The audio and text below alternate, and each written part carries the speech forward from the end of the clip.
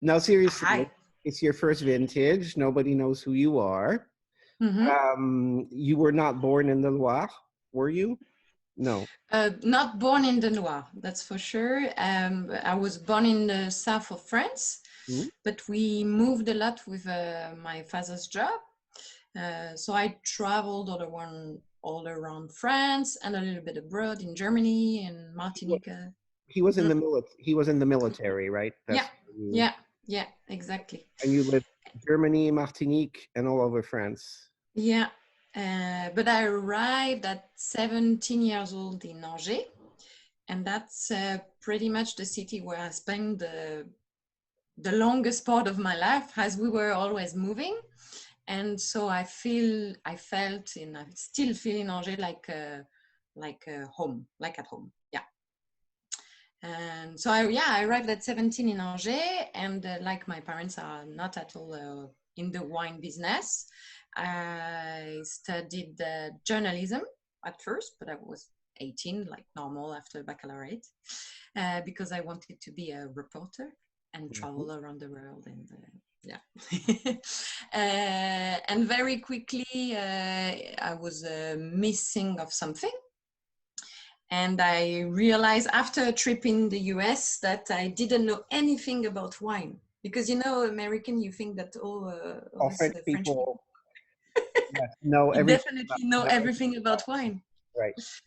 No, that's pretty much how it started, very quickly and very impulsively, I would say. I decided to stop working in my previous job. I was working in Marrakech as a reporter, and I decided to study wine in Angers, in a quite But famous you told me that way. because of two wine tastings. That's no, that's after. That after, but that's sure. There's this reason that I realized that I didn't know anything about agriculture in general because I was raised and in the city and pretty much by urban parents. So I just realized that I really had no idea how things grow and whatever. And really because I was very interesting about wine when you realize that you don't know anything about it. That was pretty much it.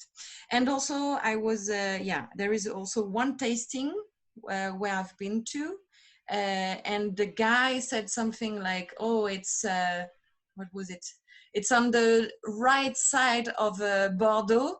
And at that time I didn't know anything about it. I was like, oh my god, you can really by tasting the wine know where it is. But that was pretty it. And that's how I decided to go in the wine business, very impulsively. But then when I started to study in ESA, which is a very good school in Angers, I went completely deep, intensively passionate about wine. And there have been some tasting really that proves it. And one of it was definitely Clos Rougeard, because I had the chance to go taste by the time where it was Charlie Foucault and Nadi. And so, that's one of the first tasting that was pretty much amazing when you spend 6 hours in Clos Rougeard cellar. You don't remember everything, but you remember about wine. I've never been, and I before the the sale, and I very deeply regret it. It's kind of like never seeing musicians. Some of them I've never seen, and it's a big regret.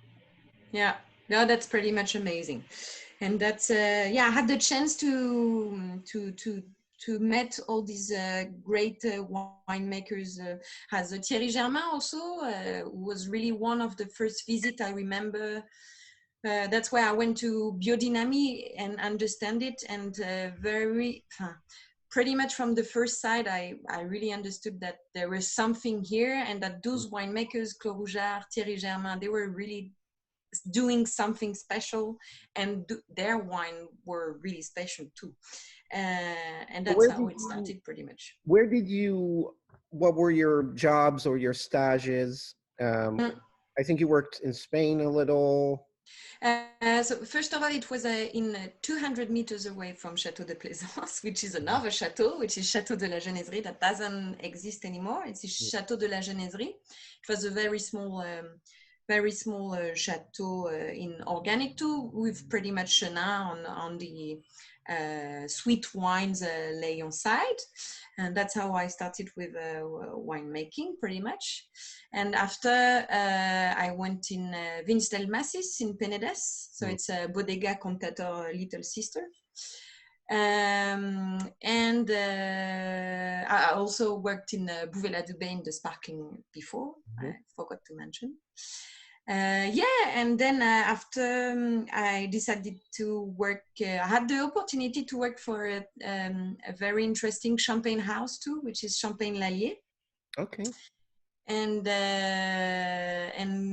thanks to this house, I also had the opportunity to travel pretty much in Europe, having the opportunity to taste a lot of wine and a lot of Austrian and German wines too, and meeting a lot of sommeliers, which is really important because I think tasting a lot of wine brings you so much idea and about wine, and it's inspiring. So I had this opportunity with Champagne Lallier to do that. So also, yeah. And after I wanted to go back home, pretty much. So, and yeah. So you went back home because you wanted to make Chenin because it was your love. It was yeah, for sure. Definitely, I was missing home. So this is the first thing. You may heard my daughter. That's normal. Sorry, that's the time where she needs to go to sleep. So yeah, I wanted to go back home. That's for sure. I always had the dream to make my own wines, having a domain. That was definitely something I always talked about it since I started to study wine. And but you know, when you're not coming from, when you don't have parents who are winemaker and don't have a domain already, vineyard, it's definitely something that is very complicated to understand how to achieve it. And so I came back to Angers, and one of the first thing I did is that I started to meet people and no, first of all, I write my ideal project of vineyard. And the first ideal project was I wanted to have 10 to 12 hectares of Chenin Blanc on great terroir with a lot of potential, and it's perfect if it's organic. Yeah, it's ideal if it's organic. That was pretty much the deal. And so I started to visit people and say, well, I would like to settle. And if you have any idea of somebody who have that kind of vineyard, I would be interested. That's how it started. Can I ask you a question? Because yeah, I live in Burgundy, obviously, where 10 to 12 hectares of anything is impossible and super expensive. In the Loire, was it like a dream, a stupid dream, or was it possible? But that's one thing I didn't know. It's not very easy to know. You know, the numbers are very difficult to have. Even though I had a very small opportunity to work for 1 year before that as a consulting for winemakers, so I did have the opportunities to know some numbers that normally you don't know. So, but it's not easy to know because you have so many different model of vineyard. You know, in the Loire Valley, there are a lot of single winemakers who are settling up on 3 to 4 hectares. So that's possible when you're alone. But it's very difficult and hard to find because most of the vineyard in Anjou are something like, I think the average is 25 hectares or something. The average per vineyard is 25 hectares. So it's very hard to find small surfaces.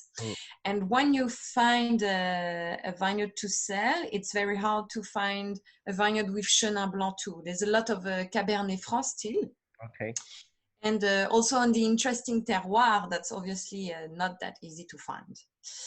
And when I went with this little ideal project with the little money I had, because I didn't have that much money, and I was like, okay, this is what I have and this is what I'm dreaming of.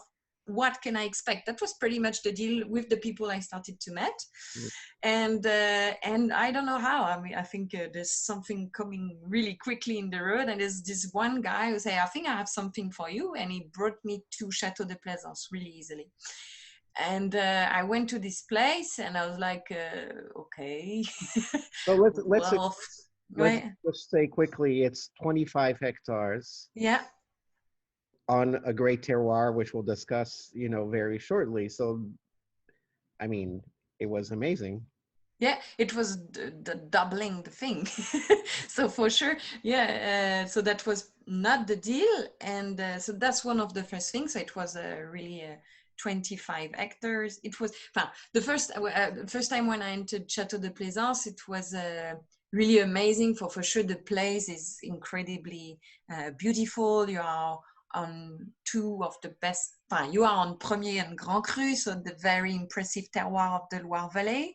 And there is also this very beautiful parcel of Savennières, 25 hectares all around the cellar. D'un seul tenant, how do you say that in English? They're all contiguous. They're one contiguous. bit of land, except for the Savennières, of course. They're all one. So that's also something that is that doesn't exist anymore. All of my friends have a little parcel here, a little bit parcel. You need to drive 25 minutes minimum between each parcel. It's very rare to find such an incredible plot. So yeah, for sure, I was like, yeah, that's incredible. Thank you. But how am I going to afford this? And that's the thing. He said, well, there are this couple of investors, and they are ready to help somebody to settle up, and I want that you meet them, because I'm sure they really like you. It's like, okay, well. And really, I was not ready for this. I didn't know it was possible, and so I remember I took the train a few hours after. It was really that quick. And the two guys were waiting for me, I remember, in a really cool bar in Paris. And we're starting to drink Chenin. And it was really funny. And it was really matching. And I was like, okay. And I was like, how can it be? It cannot be that quick. We're not going to deal it like that. And the guy said, well, okay, sometimes life is like this. I was like, okay. But life is also like this. It didn't work with the guy. They had something really not nice happening in their private life. So they stopped the project like this. And I was just like, oh. And it was very, so abrupt and so very hard to undergo. Yeah. Because I was already so deep in the project and starting to imagine what we can do, blah, blah, blah, and already completely dreaming. I was dancing, but also I said, okay, maybe it didn't work with those investors, but maybe I can just find others. I really had no idea how, but maybe it's possible to find other people. And that's how it started. And we managed to find another investor. And I met a really great person who is only investing in organic project or ethical project, because that was something really important for me too. I was not looking for only money. I was looking for a life partner, a business life partner. And for sure it has to completely matches with my ethic. Yeah. When did you find the new investor? Sorry? When did you find the new investor? That was I was in March. It was in March. Yeah. Of 2019. Yeah. March 2019. Vanessa, for the audience, her first vintage was in the fall of 2019. She found the investor in 2019, and you were pregnant as well. Yeah, because when I said I was drinking a lot of Chenin with these investors, I think I found out that I was pregnant a few days afterwards. So yeah, it really happens. Like, I completely forgot this thing.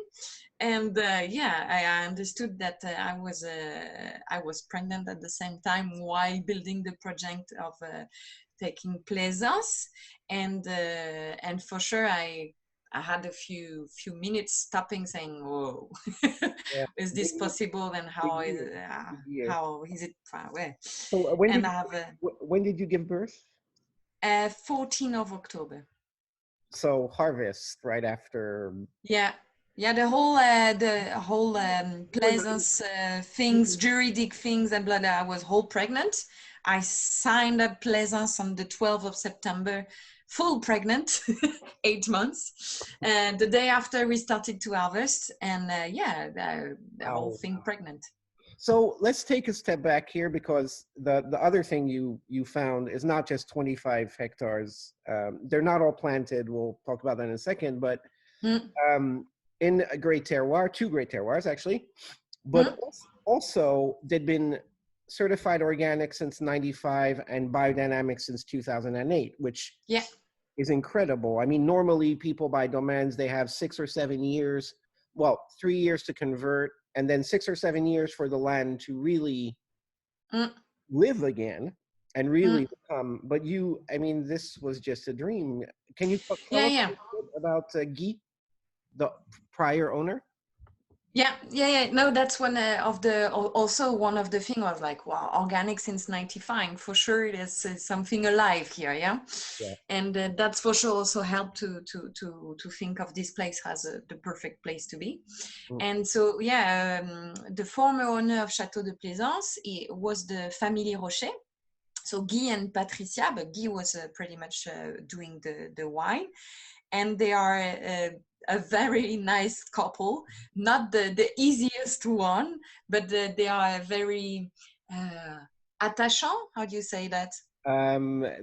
Endearing. Endearing. And if you have I think you have a picture of Guy Rocher and I while I was full pregnant too. He's here. So that's the Guy Rocher, and I think he's a very funny character. If you've seen him, he's like swearing every second. So it's like Guy Rocher, blah, blah, blah. Big belly, big mustache, always swearing all the time, but a very nice guy. And he was, you know, that kind of winemakers, very common from the Layon. You know, the Layon, if you compare with the Savennières back in history, Savennières were always the posh people, with a lot of culture, and were intellectual, I would say, with culture and so on. And the guys from the Layon were really the countryside guy, and it has always seemed like this, yeah. And there always has been a battle between the two. The Loire divided them. And Guy Rocher was really that guy of that guy of the Layon, who was really swearing all the time, blah blah blah. But he did some really great thing, and one of the thing is that he turned the vineyard organic since 95, and he was, but the kind of wine he was doing has its personality, you know. It's a little bit rustic. It has to have no acidity, but it was the guy also doing a lot of sweet wines, because Chaume and Quarts de Chaume are can only produce sweet wine. So he had his very famous time. I think it was from the 80s till 95 something, where sweet wine was being sold everywhere very easily. Everybody wanted to buy the cases of Coteaux-du-Layon Premier Cru Chaume and Quarts de Chaume. So at that time, it was that kind of a king. But obviously, since end of the 90s, it was a little bit different. But it was also one of it was the first to make dry white chenin in Chaume. Okay. Yeah. Everybody say Jopiton, and I say to Jopiton, hey Joe. No, you were not the first. let's talk about the place for 1 second, because you know it says Château Plaisance, and when you turn off the road to come to you, there's this big new sign with your beautiful graphics, and there's this alley of trees. So you expect to get to, and you're almost worried because you think the wines are going to taste premium. And you're the only one who told me that.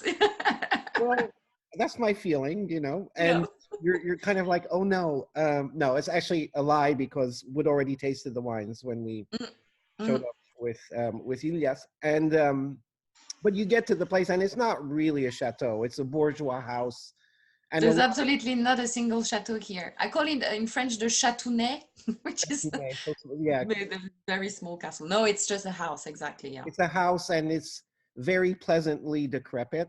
You know, Mm. it feels very it's much more romantic than luxurious. In Yeah, yeah. Actually, there's nothing here that looks like a chateau. There's no no, tower. There's no, not at all. no, at the time it was built, it was probably a you know a luxurious farm, but not a Yeah, yeah, no, exactly. But you know, back in the 90s, where it started, the first owners of Château de Plaisance, they had like I think the entire Chaume Hill for them.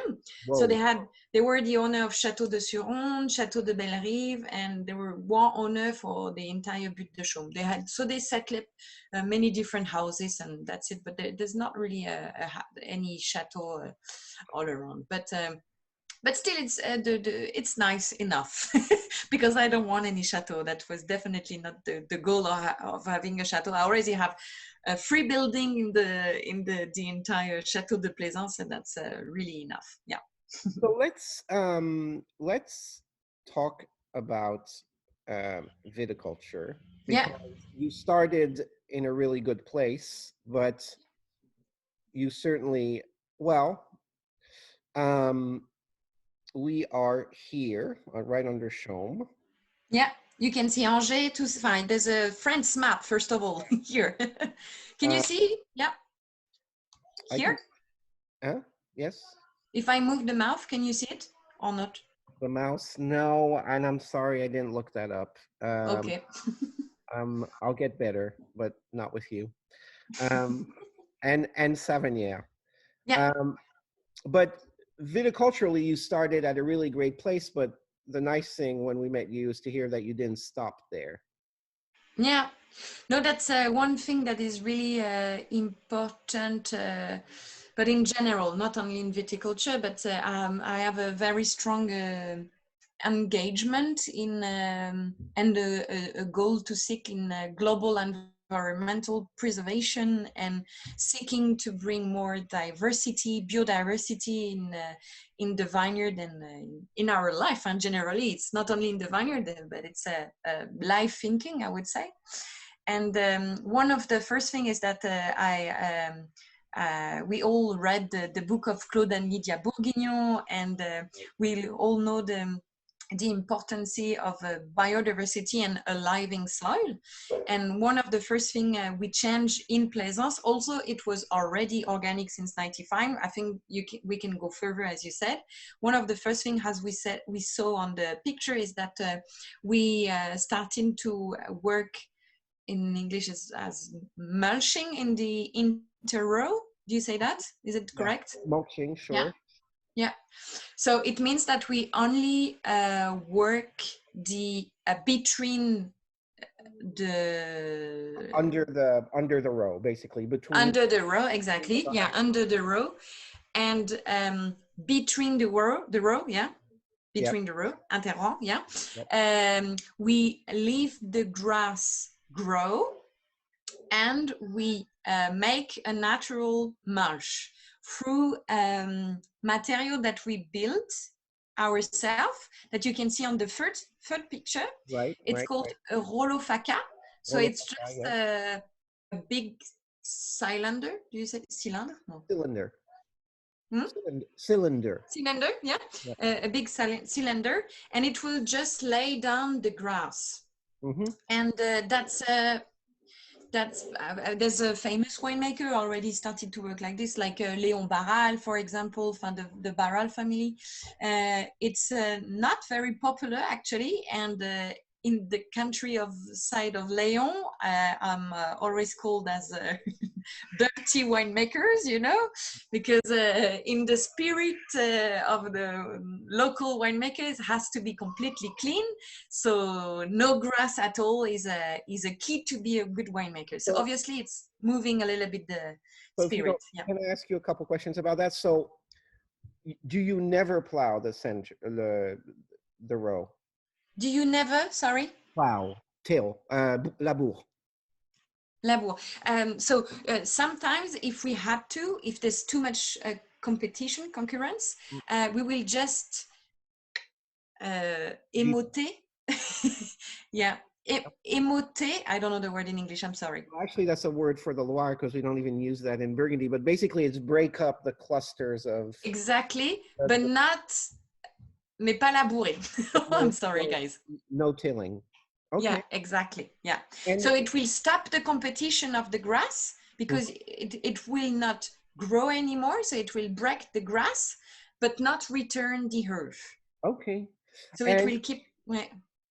And is the grass natural or do you sow cover crops? Sorry, again? Est-ce que c'est le couvert naturel? Is it the indigenous grasses or do you? Yeah. Okay. You Yeah, don't. it's we don't plant any of a type of green grass, engrais vert. Don't know. No, the goal is actually to see and understand and to enhance the local biodiversity. And for that, we need to know what is going to appear by letting the ambient grass here. La biodiversité ambiante, yeah. The native biodiversity. Native biodiversity, yeah. And so you've also joined a bird protection league. Yeah, yeah, completely. So we are labelized, but that's not the goal. LPO, so it's the Bird Protection League, indeed. The goal of that is that they make like an audit. You say so? Yep, absolutely. For 1 year, they came in at the vineyard and they just observed the birds, write all the fauna and flora that they could find in the vineyard, and so they were able to write us a report with all the native biodiversity present at the domain right now. So in 2019, and they also gave us a lot of recommendation of how we can bring more biodiversity in the vineyard, what misses and what we have also, which is good to know, and what could be good to do in order to bring more biodiversity, and biodiversity that will help us in the vineyard too. Because, for example, there's a big problem in Chaume, which is grapevine moth. You gave me that word. Yeah, yep. Grapevine moth. Thank you. And that's something, for example, chauve-souris. How do you say that? Batman. Come on. Yeah. Bats. Bats can eat 30% of the entire body in 1 hour of grapevine moth. Wow. But bats, they will stay in an environment if they have a tree every 30 meters. So if there's missing a tree every 30 meters, they won't stay. And if you look at Chaume Hill, we are, if you see air view of the Chaume Hill back in the 50s, it was full of trees and coulées. And like it is everywhere, the people planted vines everywhere because it costs more to plant vine than trees. I mean, it worth it more. And that's one of the things that can explain this unstable environment. Yeah. Yes. And also, yeah. So so first of all, I need to give credit to IC Lou for telling me the translation of grapevine moth, because I had completely forgotten. We talked about it with Emmanuel last week, and we talked about, the bats too. I hope his English vocabulary were better than mine. Sorry. You're doing great. Don't worry about it. Yes, and he was also talking about replanting hedges because of that tree issue. But Yeah. but on the left bank, or very close, it's a very biodiverse area, the Anjou, the Layon. Yeah. Is it just the Hill of Chaume that's a little more, because it's Premier Cru and Grand Cru, it's a little more? No, I would say that's general. Hmm. It's general, and it's not only in Anjou, it's everywhere. As soon as an hectare of vine costs more than an hectare of forest or whatever, it's easier to work, it's easier to yeah, it works more. That's a logical way of making money, and that's it. But we can see now the consequences of what have been done the past 40 years, but that's not only by taking off the plants and the hedges, it's in everything, the global warming and so on. Yeah. And when it comes to treatments, are you looking at other things than copper and sulfur? I'm sure you are.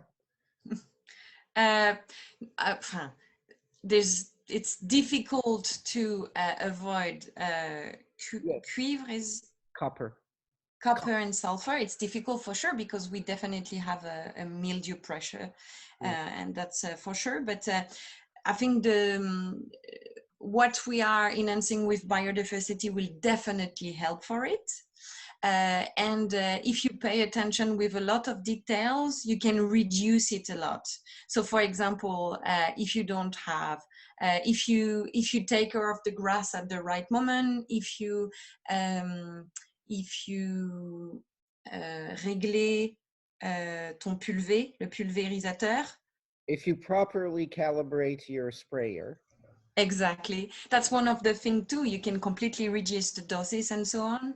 So I think it's by a lot of steps that we can just make a lot of effort and changes. Yeah. Okay. Is there anything else you want to share about farming? No, but what I wanted to say with the LP, the Bird Protection League, is that the audit we made, so to know what is the fauna and flora here now, and the plan we have in 5 years. So it means replanting hedges all over the vineyard and fruit trees, which is also very important, because I want to try working agroforestery, which I think is also one of the future, because I talk about biodiversity, but it's not only mulching between the rows, but also planting almond, pear tree, and peach tree, and between the rows and all over. And that's also because we have 20 hectares contiguous that it's possible to make it. And the goal is that through the Bird League, we can, in 5 years after we did all this, take back our audit and see, and they will make a second audit in 5 years and see, okay, through what all we've been doing, what is the change? Do we have more bats? Is there new fauna and flora that came? So it means not only act, but also take some step back and see if what we are doing is actually efficient, which is the most important. When we met you, we met you in a professional wine fair, which in a big large convention center. There's nothing organic about it. And actually, it was Romain Guiberto who introduced us to you. And your concern for sustainability goes even further than the vineyards. I remember, and it was very endearing, meaning we liked it a lot when you showed us the bottle. You already had, maybe not the final labels, but no, not at all. Not the labels, but you asked us if we minded that the bottle was not a heavy one. And we said, no, this is great, but you've got a very big concern. It goes further than no, I think it's organic and biodynamic is obviously the key. for many reasons, for the quality of the wine after. But I think it's very important to have a global vision of our company and global vision in general. But if we want to be ethic, it has to be global. And it definitely start from our material. And a bottle of wine can weigh 1.2 kilos sometimes if you go on the deepest side of it. And I think it's insane when we ship to the US a 600 bottle pallet, and we can reduce this weight by 2 because we find I think a very nice bottle that is 500 grams. That's a very easy thing to do. And yeah, I think it's nothing big. It's nothing big and it's nothing special, but I think it's just logical. And we do that in everything with our boxes. It has to be recycled paper. It's vegetal ink. The first thing that we do is that to see how we can trier les déchets. To sort out your waste. Yeah, but every single thing, like for example, when you label the bottle, and the label sticks to the bottle, you have this plastic things that stays, and it was going to the bin and was not recycling, for example, and we just find a partner that is recycling it. When you take off the vines, also everybody in the Loire Valley is burning it because there's nobody who is taking care of it. So burning thousands and thousands of a vine, it's actually not very ecologic. And we also find a company who is taking care of it for free and is going to make matches with it. You see, that kind of stuff. So it's just how we can be the more environmental friendly in the globality. And I think it's very important as well. That's also, okay, we are working export together, but that's also very important for me that all our bottles are not sold in the US. Well, I'm sure you want some bottles, but not all of it. And it's very important also to be present in the Loire Valley, in Anjou. Yeah. I have a couple questions and a couple comments. First of all, so you don't know IC, but she works for us. She's currently in Taiwan, but she started a podcast that's called Ungrafted, that's all about environmental and human issues pertaining to wine, and super interesting. And thanks to her, we actually benefit from a lot of her research. And she just commented that the wine bottle is the biggest contributor to greenhouse gas of a winery. She had a study for a California winery, and the glass bottle is 29%, I believe, of contribution to the greenhouse gas.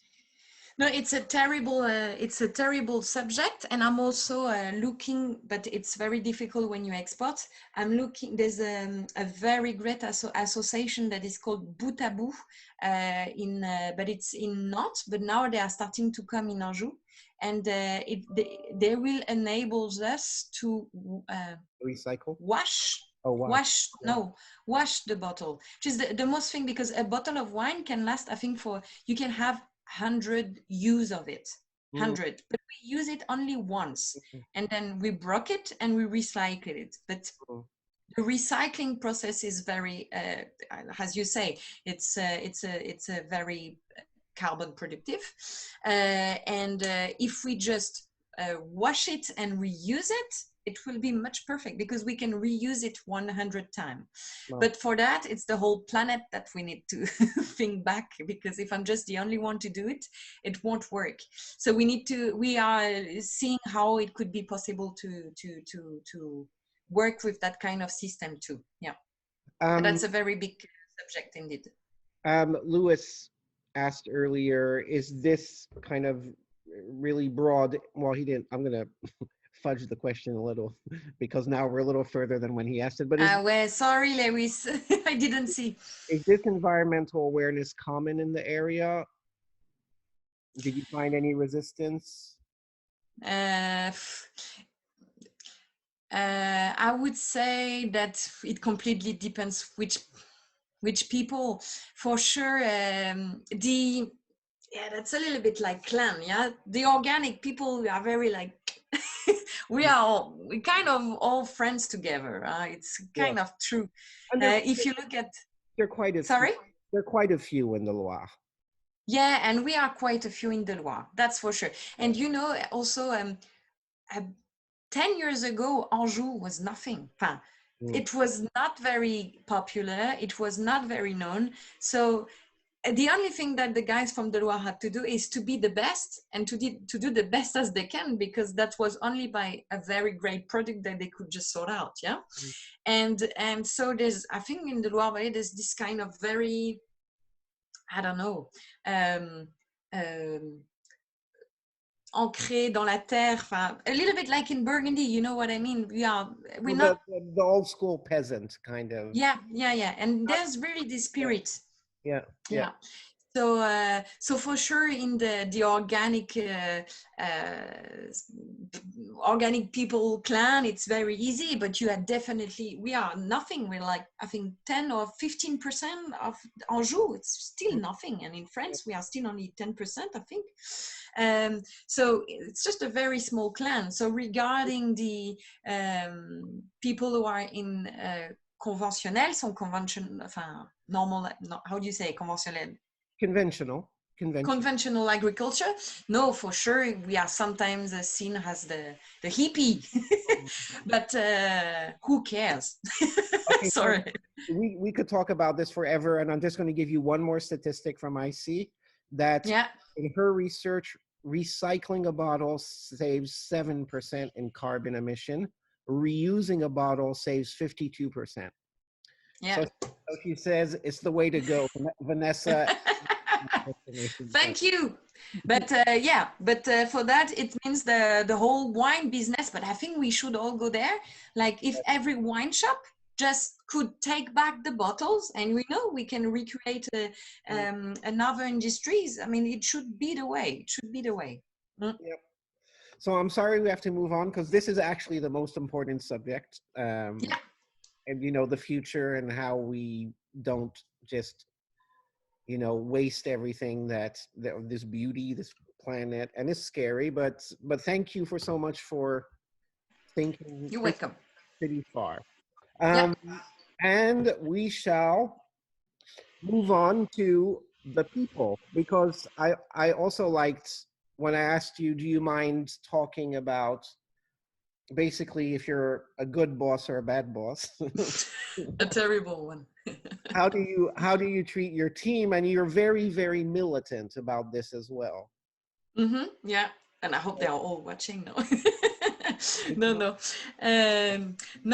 That's one thing I hope I will always keep to have, and that's very important. Maybe you have a photo of us. Yeah, look at us.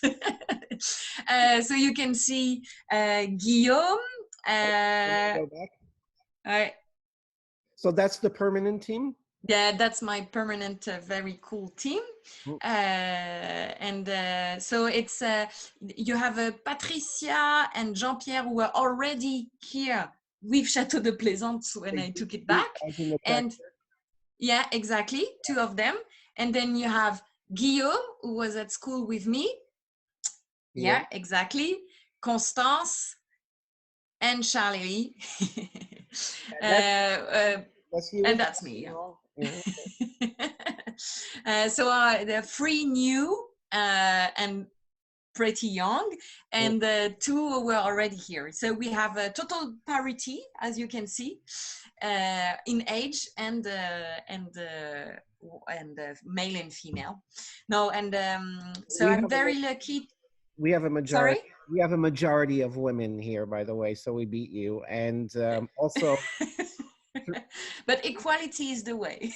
No, it's not equal. We have 3 women in the very top managerial positions. Yeah, and that's actually very cool, and that's one of the things I liked it too. No, because women in the wine business is still something to fight for, I think, and I'm very proud to be a winemaker. And but the team is for me the most important fact for success. I mean, you can have a lot of ideas, you can be the best winemaker ever. If you don't have the right people, if you don't have a good mood, if you don't have a good spirit, if you don't have a motivated team and a good soul also, it doesn't work. And I think I'm very, very lucky to have such a inspiring team. We are all working in the same way, and yeah, because taking back Plaisance is not an easy thing. As I said, it's a very old traditional vineyard and we need to boost it, and for that I needed to have the right people, and I definitely have a great team. Who's this? Is this the seasonal team, the green team? No, this is the harvest team. Harvesters, yes. Yeah, yeah. This is the 2020 harvest team. And so there's a lot of curiosity following. Basically, during last year, there was a scandal with an Italian natural winemaker. Yeah. Who's, and so there's actually been, a lot of interest in how people treat people, and it's kind of like should have been obvious, but all of us, everyone's responsible to not having asked questions or not paying attention to it. And thankfully, I think a lot of people are going to start to ask questions. And I looked into a lot of the labor laws in France and things like that. But the biggest problem is when you hire a company to bring you migrant workers, prestataires, do you do that, or will you do at all? Not. No, not at all. And I think it's a terrible thing to learn, but actually it's a completely real thing that doesn't only happen in Italy. That's for sure. And it's not only with migrants, but it also with local people. To treat well people is the basis. Huh? But no, for sure. As you can see here on the picture, so we have almost 40 people during harvest time. I have absolutely no difficulties to hire local people. That's really something, I always heard winemakers complaining, we don't manage to hire people, we don't find anybody in local. And I'm thinking, if you just put the information differently, I don't know how. We put advertising in Facebook and in the local newspaper and blah blah blah, and we receive something like 1,000 requests. Not kidding. Is this because Angers is a big university town, or are they really local? It's I think 40 kilometers away from the vineyard. Maybe it's also because I think we are organic, biodynamic, and with a good spirit, I would say. But seriously, as soon as we put the job offer, we receive something like 1,000 calls and blah, blah, blah. It was terrible. So it's not difficult to hire local people here in Maine-et-Loire, in Anjou. I'm not talking about other region, I don't know, but I never had difficulties. And one of the things also is that we really manage, and that's something that I asked to Constance, who is in charge of it, is we try to have a real biodiversity and diversity in the people we hire too. That's something which I think our harvest people love it too. So as you can see on the picture, we have you cannot see it on the picture, but we have people who are working and taking holidays because they want to live the harvest experience. We have saisonniers, so people who are only making harvest or fruit plants season, blah blah blah. And we have students, and we have older people, younger people, and it's a real mix. And it actually what really matches. That's really cool. And my mother and my tante, they come to make the meal during the lunchtime. And so it makes this really cool atmosphere where people are really, I think, happy to work. And if people are happy to work here, obviously they work well. That's one thing too, because during harvest time, we don't need to rush. In Plaisance, we want the best grape ever. So we want people to take care of each grape. And if they are not happy, they won't pick the grape the same way. And that's something really important too. Thank you. we must at some point talk about wine. Yeah, I'm And, starting to be thirsty too. yes. So we're going to start on the Hill of Chaume. And Yeah. if you could, explain what that means, because people know Quarts de Chaume. Fewer people know Premier Cru Coteaux-du-Layon Chaume, or Coteaux-du-Layon Chaume, Premier Cru You Chaume. see, you don't even know. I will explain why. I know, this is obscure and nobody cares about fruit wine. Yeah. But also, so all your vineyards are on this hill. You make a majority of dry wine, you make reds on it. So we'll talk about Savennières later. So just roughly the Hill of Chaume. We'll talk about each terroir in a second as we go through the wines. Yeah. But, yeah. No. So Chaume is a hill, as I said, and you have a picture of the entire Hill Chaume here. As you can see, it's south exposed, and on below the Hill Chaume you have the Layon. So it's a small river, which gives the name to the AOC too, which is Coteaux-du-Layon, so famous for the street area in Anjou. So it's in the south part of Anjou. And Chaume Hill is divided in two. So 3/4 of the hill is the appellation Coteaux-du-Layon Premier Cru Chaume.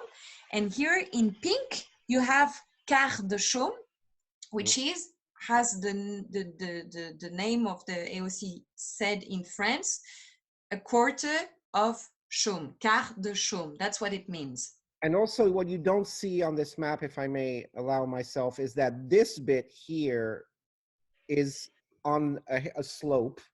Yeah. Mostly the pink and red bit is on the slope. And yeah. up here it's above the slope and it's quite flat. So it's quite flat, really, on the green, on the top of the top. Ouais. Okay. And it's not flat anymore since the first white thing. Okay, here. gotcha. Ouais. Okay. Ouais. But yeah, it's going deeper and deeper. It's not very high. It used to be back in 400 million years ago. It used to be 8,000 high up. And so like Himalaya, seriously. Himalaya, yeah. Right. And now we are 100-meter high, so it's not that. So we have the Massif Armoricain here, and which erode itself. And so now it's just a small hill. Ouais. We call that in France, it's very nice and cute, it's a mamelon. I leave you the translation. Basically a little boob. Yeah. Okay. But it's very cute in a cute way. Yeah. Yes, in a cute way. It's not, you know, don't hashtag me too. No. No. Okay. And so I assume the terroirs vary just generally. Is Chaume, the Grand Cru, more a question of slope and microclimate due to the Layon, or is it a question of geology? Yeah, no, completely. So 3 of them you can see on the Quarts de Chaume. You have this deep slope, and it's definitely closer from the Layon. So the botrytis for the Quarts de Chaume comes much quicker on Quarts de Chaume and intensively, I would say, than in Chaume, where because what makes the botrytis is the fog coming on the morning from the Layon, from the evaporation of the river. And for sure, the botrytis will set up itself more in Quarts de Chaume than in Chaume. Huh? Okay. That's what makes the differences. But there's also the terroir, for sure. The terroir, the slope, and the fog coming from the Quarts de Chaume. So that's 2 different terroirs that you can really see on this map, because the color is each time a different terroir. And the Grand Cru, and this also has been a battle between the 2 AOC. That's something we need to explain. So there's a very for sure there's two different terroirs, not only two, because you can see all the different colors. Around Plaisance, we have different terroirs. We have the spilit, we have the... Let me just point out Plaisance is here. Yeah. And the big strength of Plaisance is that the 20 hectares all around just have a representation of all the different terroirs you can have on Chaume and Quarts de Chaume. Yeah. So that's a very super thing to have. Okay. Yeah. And so you have in green, you have the famous spilit, which I'm sure Emmanuel Augereau talked very well about it, which is a super great volcanic. Yeah, exactly. A volcanic stone. We have obviously the schist and the schiste gréseux. So that's sandstone schist, and it's very funny because when you describe it in the Loire or in Savennières, there's either schiste gréseux or grès schisteux. Yeah. So you can have sandstony schist or schist. Yeah, depending on the one you have at the most. And we also have yeah, exactly. And we also have the grès, so sandstone and poudingue. In what? The Grande Pièce, here exactly. So the yellow part. Yeah. Okay. Yeah, and that's basically the three main terroirs we have in Anjou. We have in Chaume, sorry, and Plaisance. But what I wanted to say is that, as you can see, there's a diversity in Chaume, and you have a very specific terroir in Quarts de Chaume. And these two AOC have been, but that's not the case anymore, in a juridic battle. Legal battle for many years. So it started in 2003, I guess, because there were two famous winemakers, one in each clan, so in Quarts de Chaume and in Chaume, and both of the winemakers on each terroir wanted to show that they were on super great terroir, but one was definitely Quarts de Chaume definitely wanted to fight to show that they were the best. And so it was a battle to show that Quarts de Chaume was better than Chaume and blah, blah, blah. It actually, I think it started in 2003 and ended in 2011. And that was really not funny for the winemakers from Chaume and Quarts de Chaume, because the legal battle was for INAO, the Institution for Appellation, and the goal was having Premier Cru and Grand Cru, and Quarts de Chaume didn't want Chaume to have a Premier Cru, basically. And it lasted for more than 10 years, and at the end, because I won't make the whole history, yeah. But at the end, the NAO set up as Quarts de Chaume Grand Cru and Coteaux-du-Layon Chaume Premier Cru. But okay, so that's great, but that leaves out all the dry wines that cannot be called Chaume at all, which I think you find a little silly, and Emmanuel does too. Yeah, it's completely insane. And Guy Rocher, the former owner of Château de Plaisance, really fought against it. He was completely against the fact of making just an AOC for making sweet wine, because his father was already the family was set up here for 2 generations, and also because he has 20 hectares here, and he was already making dry white here. But he said, okay, but what are we gonna do when we have very bad years where we cannot make sweet wines? Are we going to just leave the grape on the vines and just don't do anything? That was really the question. And it was complete. You don't mean bad years, you mean bad years for botrytis. Bad years for sweet wines, yeah, exactly. So it means rainy years after you pick up the dry whites. Well, it has 2019 and 2020, for example, the only 2 vintage I've been making. So so that's the very big problem of these 2 AOC, and why they are not famous that much is that we can only produce sweet wines here. It's actually one of the best area to make sweet wines because it's amazing. The slope, the exposure and so on is perfect to have the best botrytis concentration and passerillage, which is really amazing with the Chenin grape we have. But if you want to make dry, you cannot make the AOC. And the INAO, so this administrative system, didn't accept these two AOC to make dry white using Premier and Grand Cru. Or using, I think, even using the name Chaume at all, right? Yeah, and that's because of that's even harder. That's because of the legal battle between Chaume and Quarts de Chaume, and Quarts de Chaume win against Chaume, and the name of Chaume is the property of Quarts de Chaume, so we cannot use it Chaume alone. That's not very easy to understand. I'm sorry, I'm trying to make it the easiest way. But when we ask, we are many winemakers like Emmanuel Augereau, Patrick Baudouin, Piton Paillet, blah, blah, blah. We want to make dry wine. So we're starting to make meeting. That was even before I was here. They started to make meeting and say, okay, how can we produce dry white here?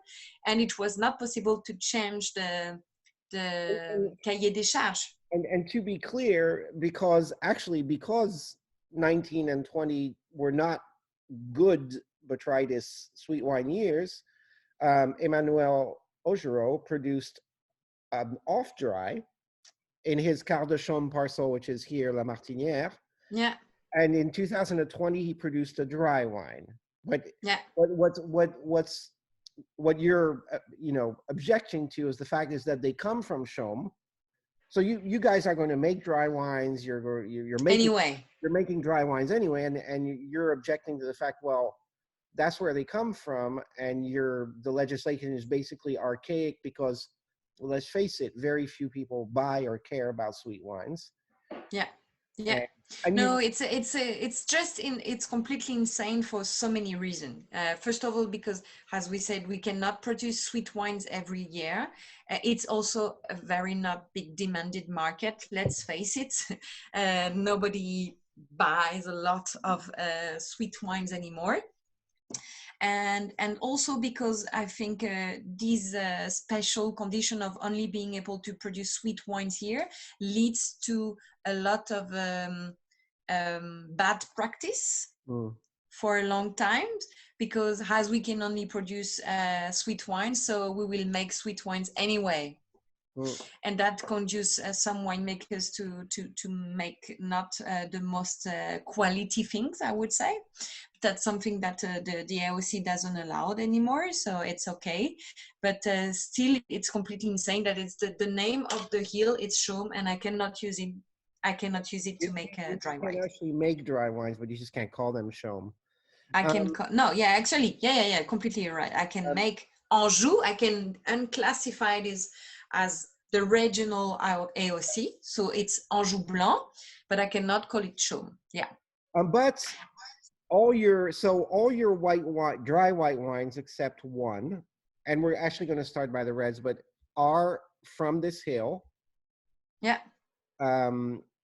And we'll come back and look at the map a few times, but we're gonna start with the only red we have so far in bottle, because you have two reds, and we're gonna start with Sur la Butte, and I'm going to show you the label because Vanessa's labels are super classy and super pretty. Thanks. But I'm going to go back to the map. I know it's not a lieu-dit. It's not a parcellaire. La Butte. Sorry. Yes, Sur la Butte, your first red. Yeah. So okay, let's try to for the first red.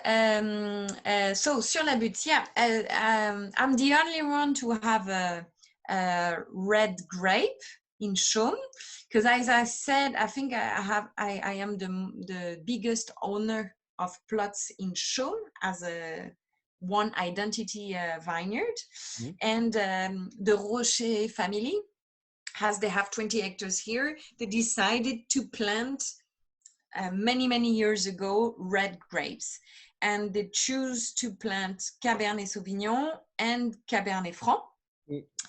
So it's mainly where you see Clos de l'Étang, so on this and Grand Lopin, so where the spilit, And, where the it's on Spilit mostly. it's on spilit mostly, and schist also, Okay. but mostly spilit and schist.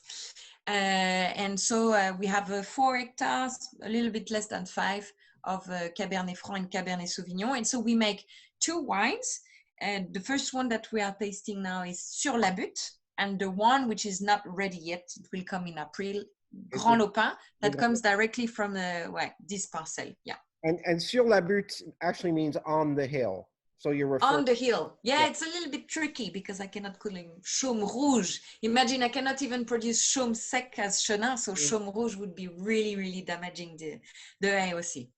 So let's talk a little about the boring stuff, the winemaking. Yeah.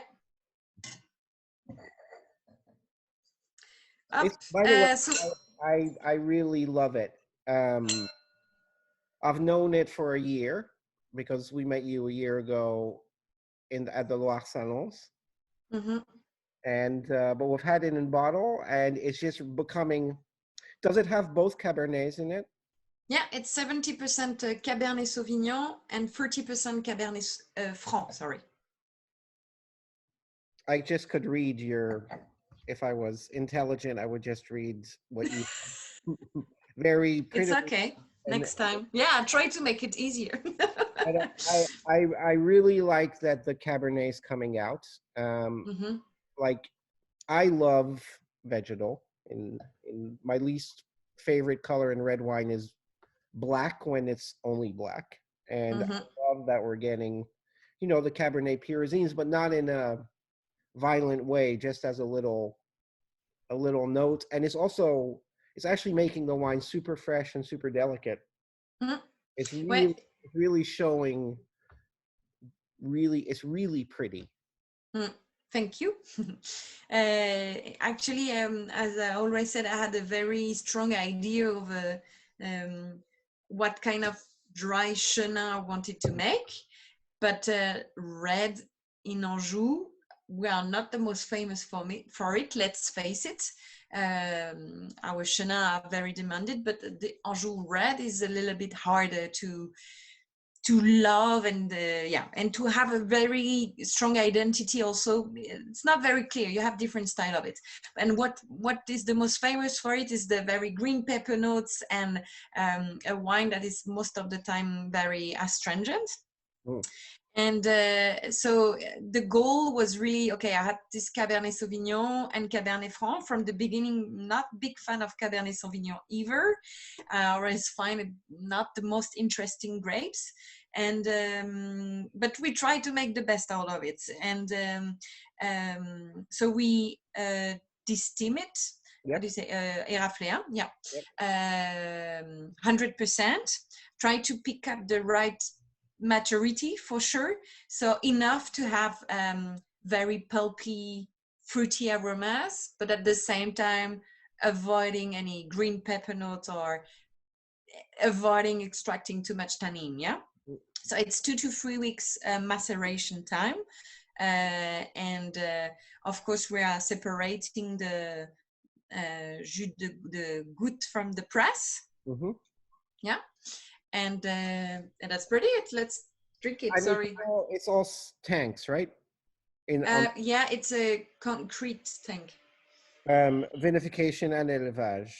Yeah. And it has been bottled in the end of July. End of July.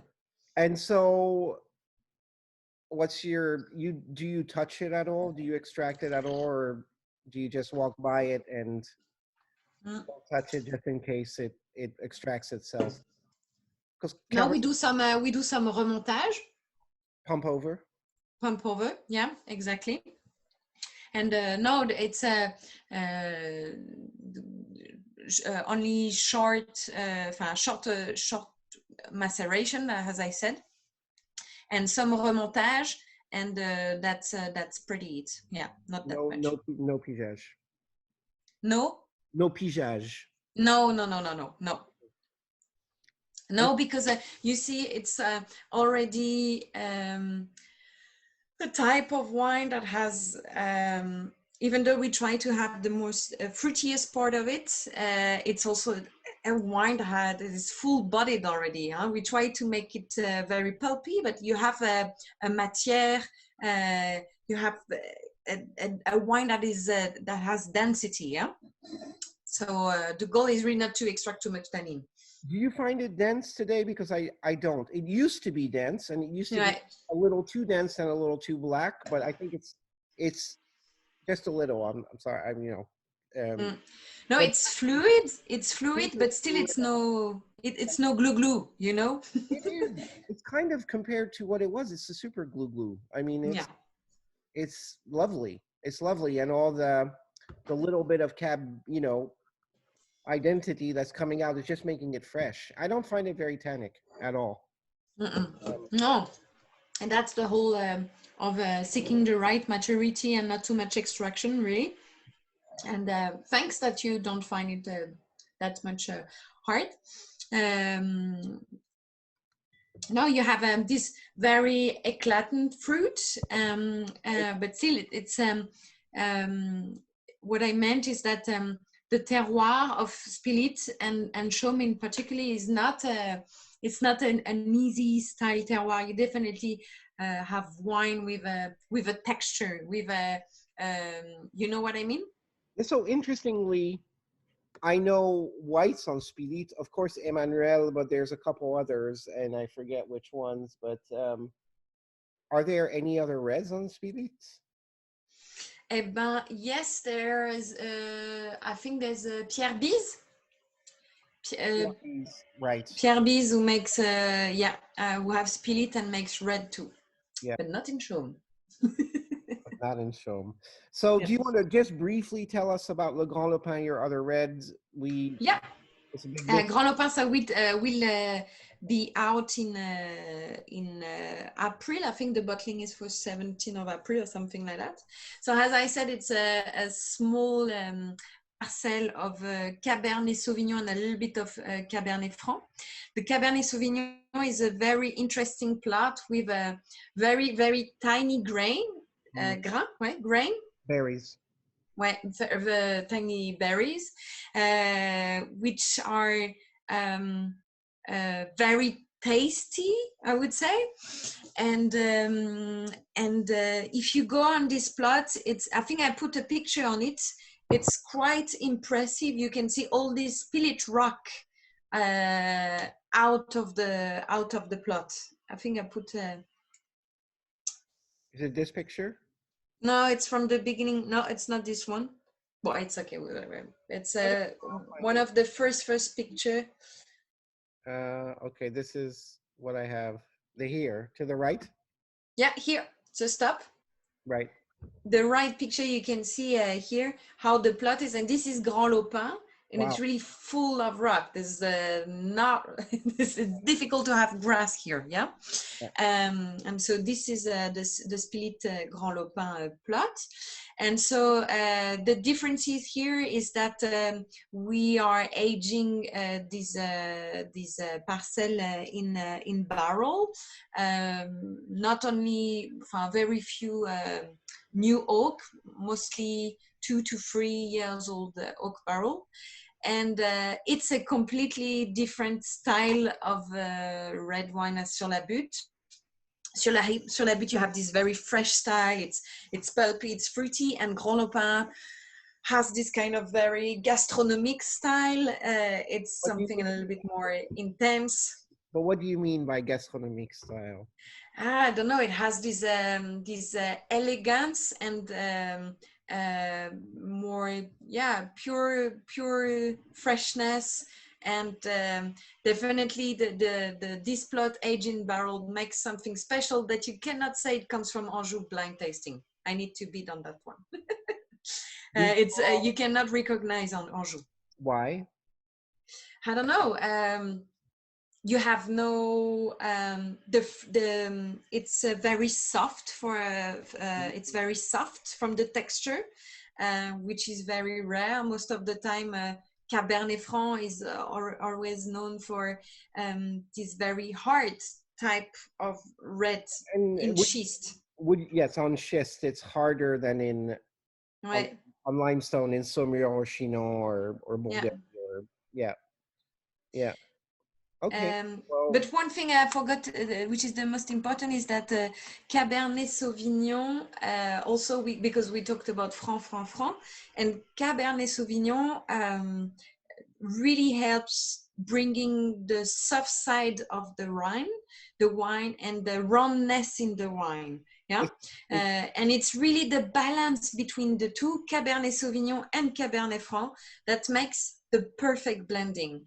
And that's where I started to like the Cabernet Sauvignon, because you can see it really brings something here. I, very few people are aware of this because the Loire Valley is is synonymous with Cabernet Franc. Mm, Maybe Gamay, maybe Grolot, maybe Pinot d'Aunis, and mm, of course mm. Pinot Noir in Sancerre, but not Cabernet Sauvignon. And but when you come here on the Layon and you taste with Patrick Baudouin or Emmanuel or you, that you go, wow, Cabernet Sauvignon is actually really very convincing grape on Mm, schist. In a mm. way, almost more convincing than it's more, it's sweeter, it's more embracing. It's not as mean, you know. Yeah. So I Yeah, can. yeah. Cabernet Sauvignon suffer less from hydric stress. Oh, I'm starting to be tired, sorry. Hydric stress Okay. than Cabernet Franc.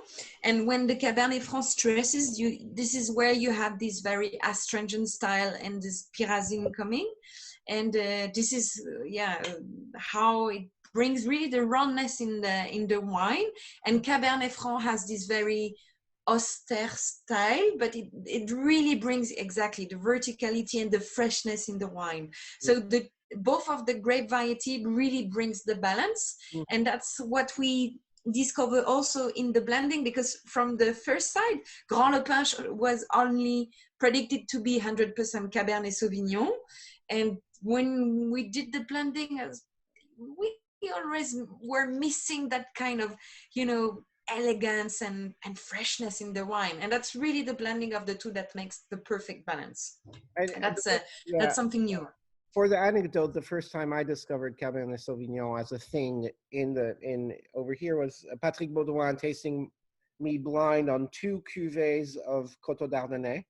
Mm, I was like, which one do you like? I said, I like number 1 or 2, I forget. And it was definitely the one with like 30% Cabernet Sauvignon. He said, well, that has Cabernet. I was like, what? mm. And that's when I started to pay attention. It's really a very impressive grape in where we can. So you're tired, and we've already talked a lot, but let's. No, sorry, that's what I did. No. I don't mean that in an annoyed way at all. It's just for.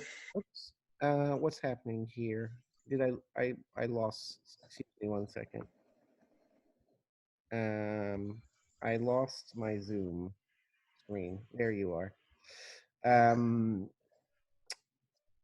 So, but let's talk about the whites, because there's 5 whites to talk about.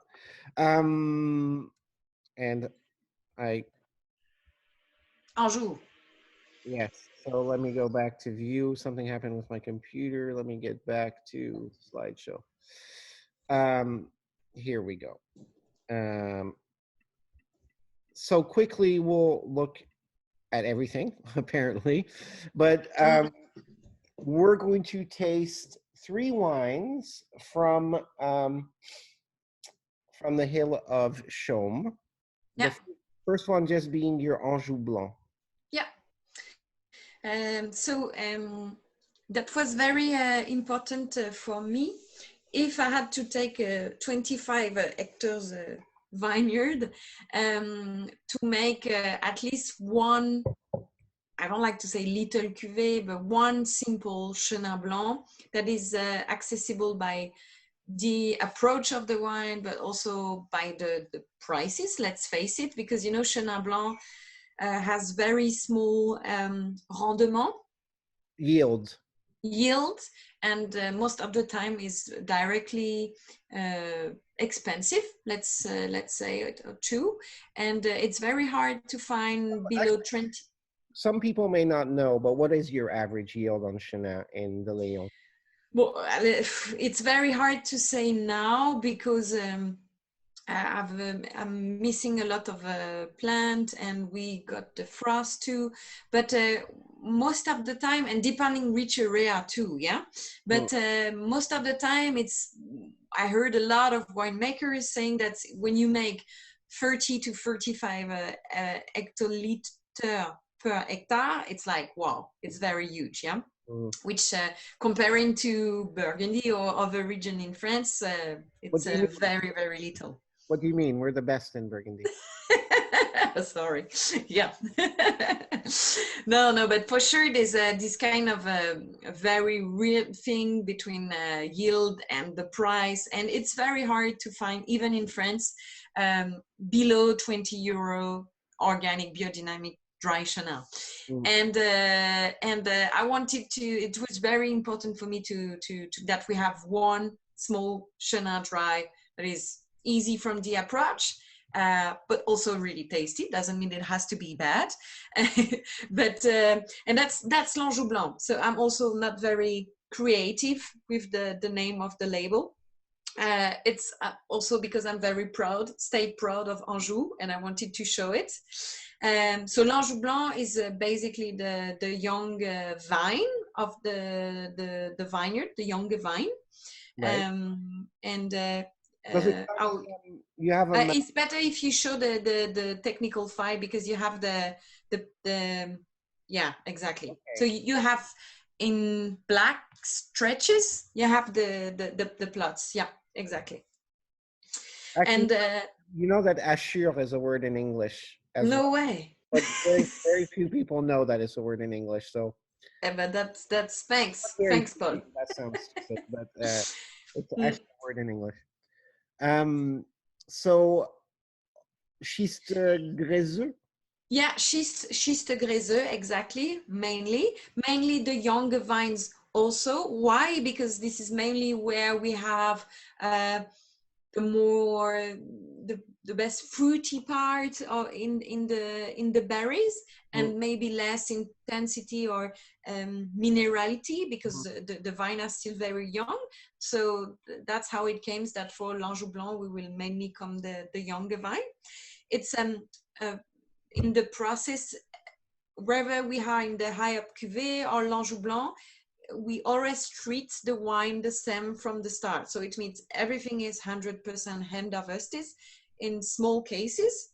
We will put all the time the berries in the cold room, and we'll make very long press cycle. So minimum 4 hours. That's very important. And we will separate the press while tasting and checking the acidity. All our wines are always doing the same. And after we'll make one débourbage and natural yeast, and that's pretty it for this one. It's only aged in oak, only aged in tank. Sorry. Okay, so there's questions that come to mind when we're in the Anjou Noir, so the black, the fifth part of Anjou, as opposed to Saumur. Any botrytis? Sorry, I drink it.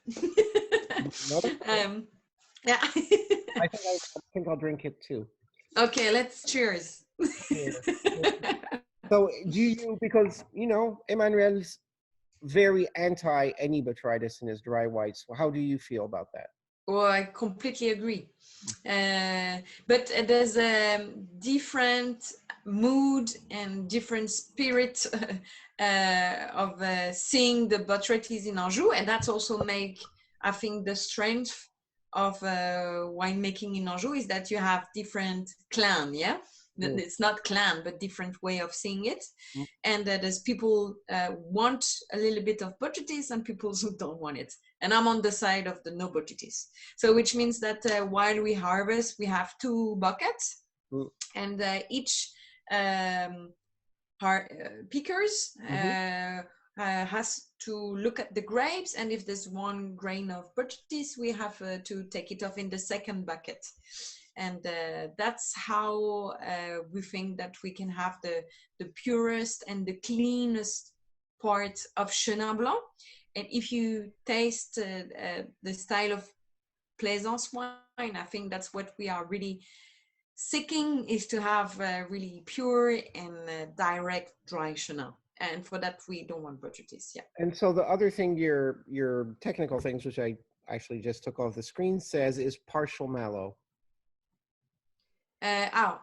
Is it a question or no? No, Partial no, mallow, no. yeah. It's partial malolactic. So because it's another stylistic choice in blocking mallows, letting it happen, and then having partially, and then whatever happens with.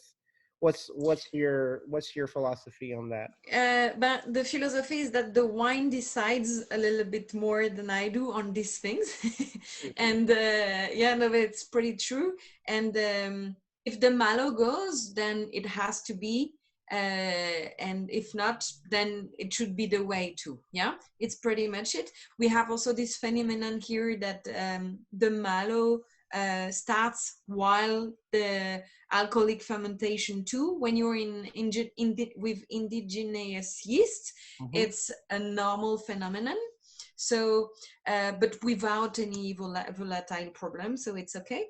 But yeah, we have some of the barrels will do the mallow and some other won't.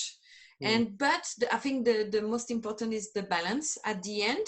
And this partial mallow, actually, it's, I think, in 2019 and 2022, a good thing, because the mallow definitely brings a texture, an unctuosity, and the non-mallow keeps the wine really direct and straight, and the acidity also that we want. So a partial mallow is, I think, something that suits pretty much to our wines. Yeah. And so in this case, because it's in tank, is it that it didn't finish the mallow, or is it that some tanks did it and some other tanks didn't? Yeah, actually, yeah. Some tanks did and some tanks did not. Yeah. We didn't talk about it on reds, and we didn't talk about it on whites yet, but we have to address this because we're in a modern world where everybody wants to know. Let's talk about sulfur for a second. Yeah. So reds first, any at harvest? So we do add very few sulfur at the pressoir, at the press. Yeah, it's one thing that we want to reduce, and we want to make some test. Let's face it, it's only the first vintage, and taking risk is something that is hard to take for your first vintages. But no, 2 grams at the press is really something that is nothing. It's very nothing, and it really preserves from having any type of problem like acetate and Brett, which really occurs mostly here. And we've seen it already in 220, where it appears some acetate problem while we didn't have it in 2019. We reduced the doses, and you see we already had this kind of problem. So I think it's something that needs to be taken care of. So definitely reducing the sulfur doses is a subject, and I want to focus on it, but without any deviance. So it's something that I want to accept. No, you're going to take it slowly.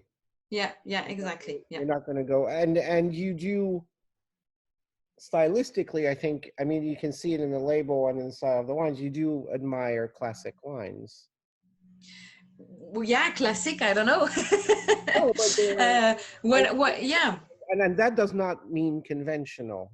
Yeah, completely. A lot of the natural wine world calls any wine that's not in their style conventional, which is bullshit, because it's usually associated to agriculture, and it's derogatory. It's not a nice word, even though a lot of domains are certified biodynamic and a lot of natural wines are not certified anything. Yeah, for sure. And by conventional grapes. So the word conventional is not nice. And I do. But actually, I mean, I'm very sorry. Yeah, but I'm very. There's a classic aesthetic. I mean, you're not. Okay, I'm sorry. It's not an insult. I love classic. At all. I don't know. What I wanted to say is that I'm a very open-minded, I would say, but you can say no. But no, I like to believe in the freedom of the winemaker. But at the end, there's only the taste. Yeah. Despite organic and biodynamic, which for me is like there's no other option. But and if natural wine, I mean, tastes super great, I'm so happy. I mean, I want to go on this side, but at the end, it's only the taste. And for sure, one of my mentor are Romain Guiberto, Thibaut Boudignon, Antoine Sanzet. Thibaut makes no mellow wines, right? Yeah. So but I still think his wine are really great. No. They're great wines, but it's even a more extreme version of no botrytis and not partial mellow, but no mellow. They're very straight. But if you taste the last vintage, I also think it's very balanced and not strict as the reputation can say. So but I like the idea of being between I don't know, the too austere and too strict. I think what we are seeking here in Plaisance is that I really want the wines to have the texture, but also the acidity is to have the real perfect in this kind of balance. So we're going to move on to the other whites because we have 4 more wines to look at, but let's just summarize the sulfur conversation in a very, very quick way. What do you aim for total in reds, and what do you aim for total in whites, dry whites? Well, the goal is to seek more than in total, is to be at the 20 milligram free sulfur. Right, but most of our audience speaks total. No, for sure. No, but it's very important to understand that with 20 milligram sulfur, free sulfur, I'm sure that when my wines will come to you guys in the US, shouldn't be any problem. Which is the most important for me, is that the wine I taste now should taste the same in the US.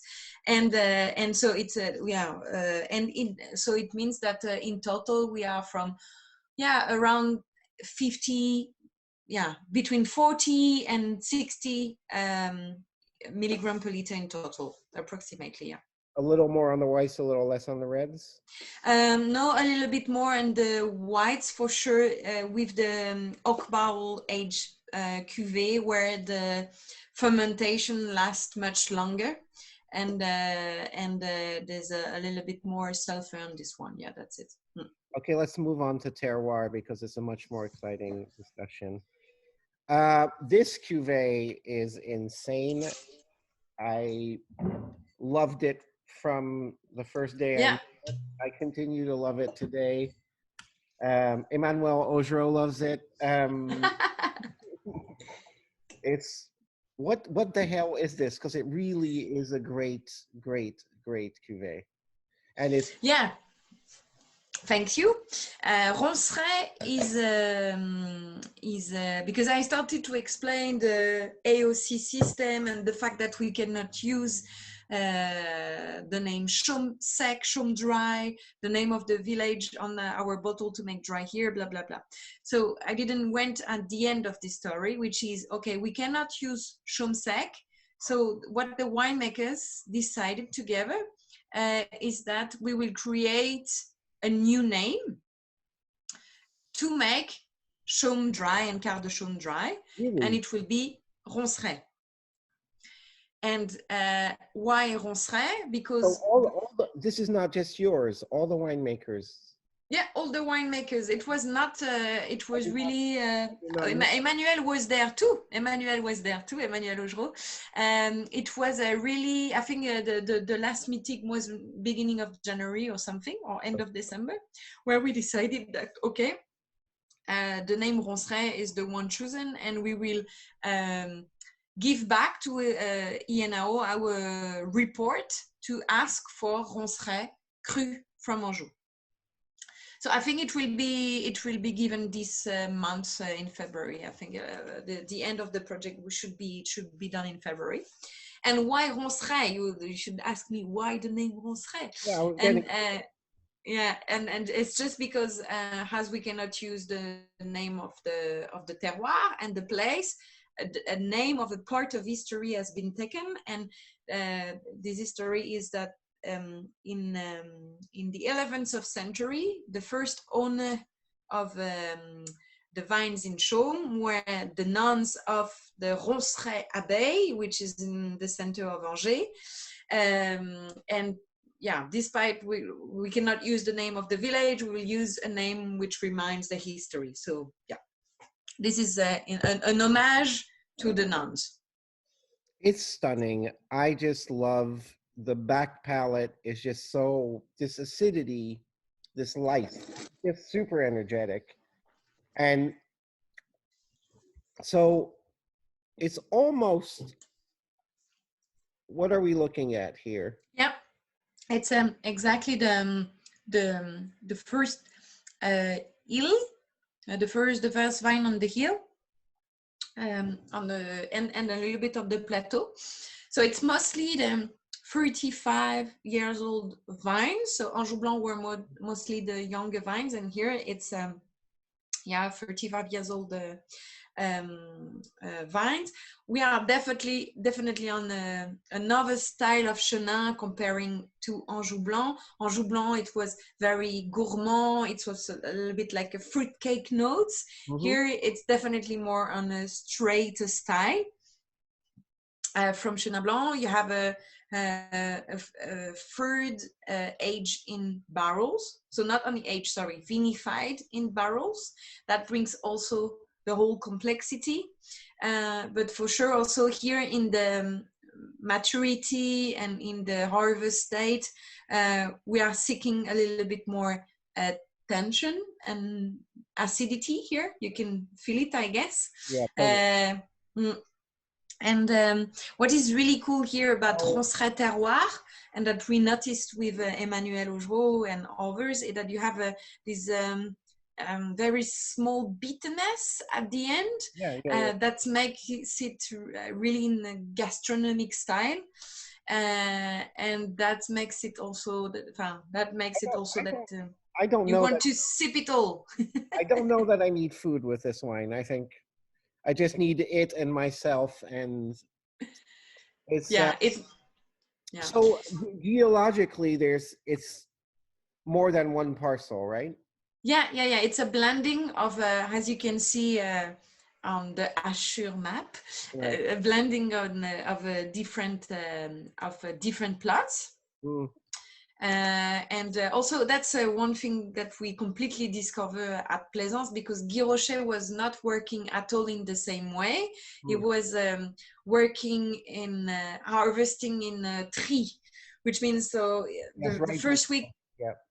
Yeah, the first week of harvest, it was harvesting the crémant, and then it was the dry white all over the vineyard, and then the sweet, and then the over sweet, blah blah blah.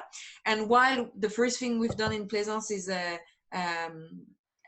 working plot by plot, so working parcellaire, and trying to seek the best maturity date, the best harvest date for each plot, and then defining the blending, because we really have any repères. We really have no markers. We really have no markers. Yeah. Right.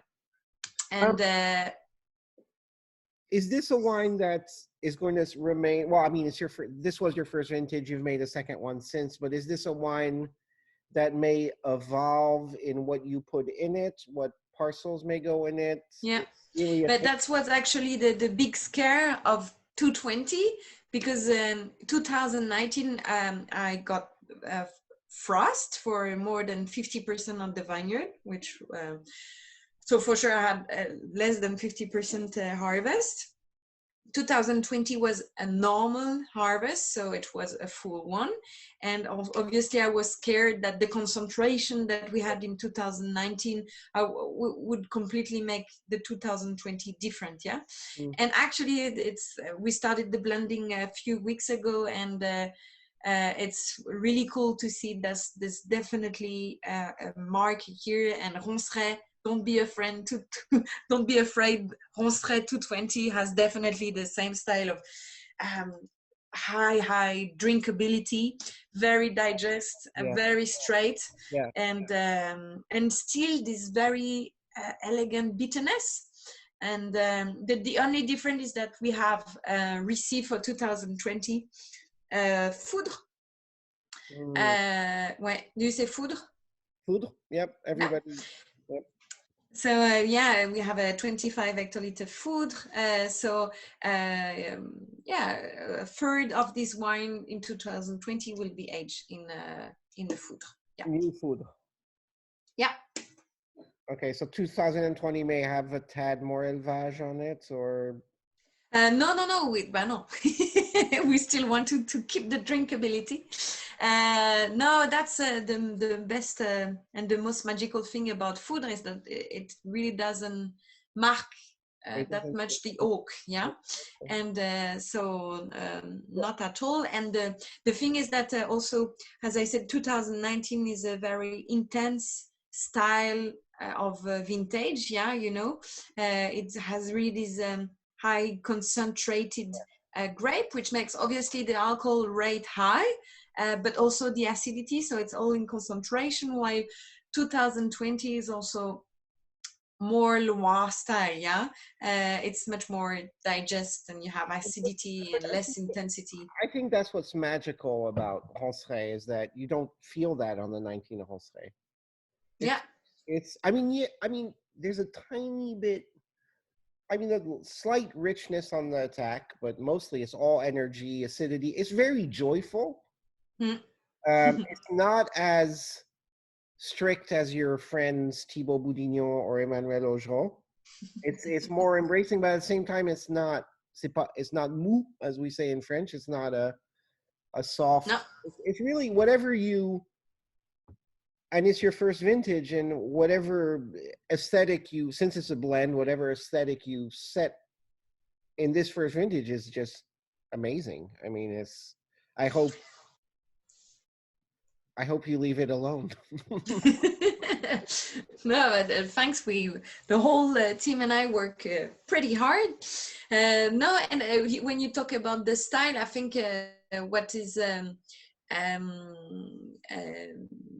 what we are seeking more than straightness is this texture thing.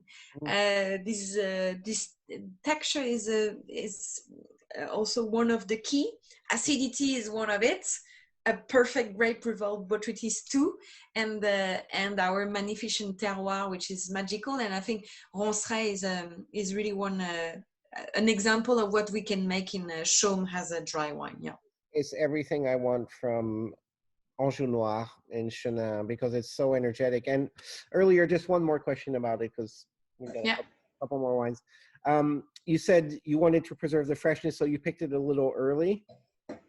In 2020? No, and you said when you conceptualized the wine, when you thought about it, was it in 19? Was it picked a little earlier? And meaning, what's the color of the Chenin you pick?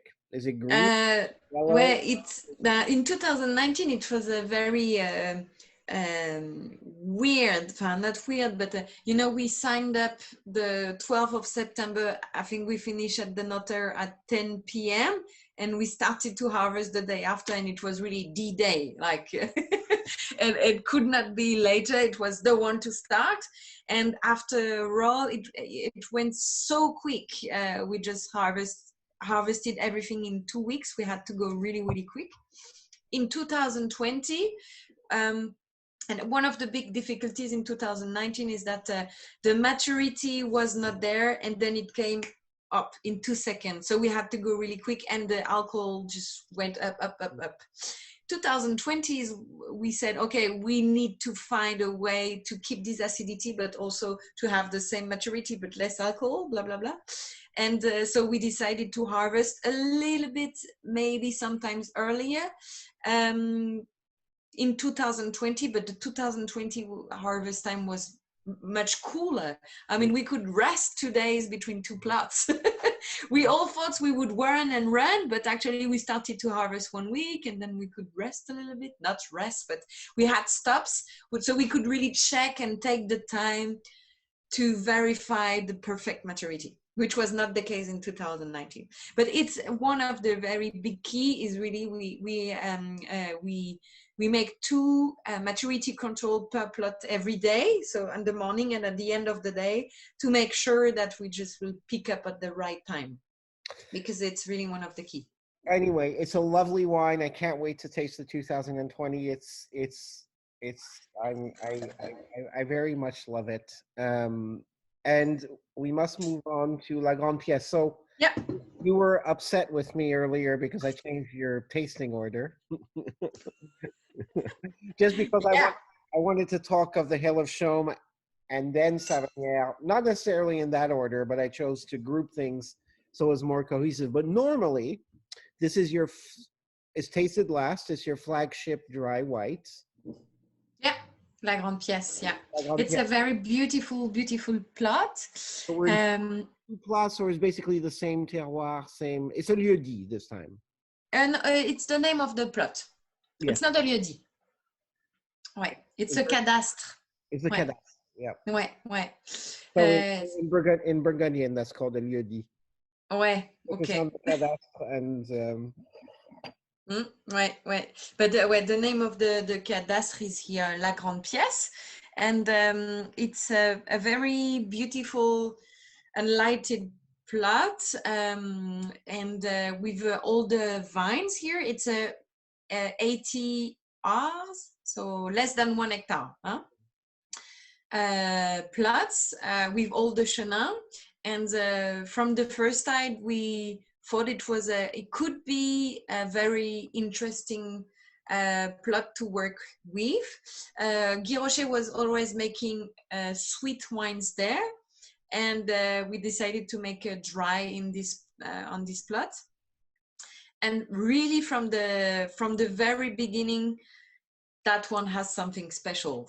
It was so it's 100% vinified in oak barrel, while Ronceray it's only a third. This one is 100%, and from the beginning it really has this thing. I don't know how. I don't find another word than luminosity or lightful. How do you say? Light. It had no. Actually, it's the same word, luminosity. Luminosity, yeah, and it really have the thing that enlight your day, that make it bright, and it brings the light. I don't know how to say lumineuse. Yeah. Well, to be honest, like you're the mother of this wine, and you saw your child well. When we tasted earlier, it was a bit of a brute, like a few months ago, and when we tasted, and it's kind of like. A gentle giant, le géant doux. And what I really appreciate tasting it today, because it's been maybe a month or 2 since I've tasted it, is that the finish is actually, the light is coming out in the finish, but when it was younger, you didn't see that. You just saw a big wine, you know, and now the finish is talking, and it's really all about elegance and bitters. And Amer et Élégance, c'est super fine. It's actually that's the wine that I'm the most surprised about, because it had this period of just like, you know, and it was very full-bodied, and yes, the print of the oak was present after the bottling, and they are still very big babies, and they are very young. And I think the structure of the wine and the fact that it's vintage 2019, so the concentration of the wine, the alcohol too, and the very high acidity makes it very, very impressive. Sorry?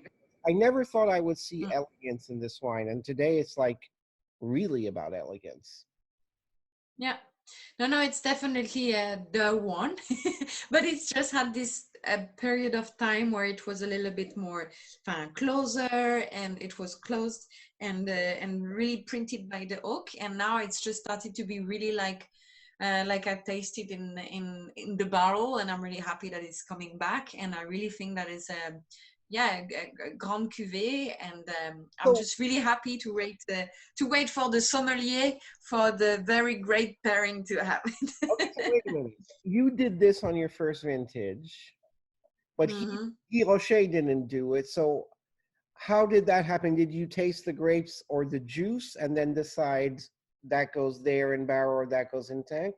At what moment did you That has, at what moment did you know that ouais. Ronceray and La Grande Pièce was special, or did you know? But yeah, it was all discovering. It was really all discovering, because we really try to get infos, but it always never really matches with the answer we needed to have. So no, so the goal was really to work plots by plots to seek for the perfect maturity on each plot, and then tasting the grape. Yeah, let's see what's the potential of it, really. That's how it worked, and that's how we always worked. We work as well in 2020 the same, and you can taste by the berries the potential of a plot. And you can definitely see the potential of the grapes, like Zerzy, for example.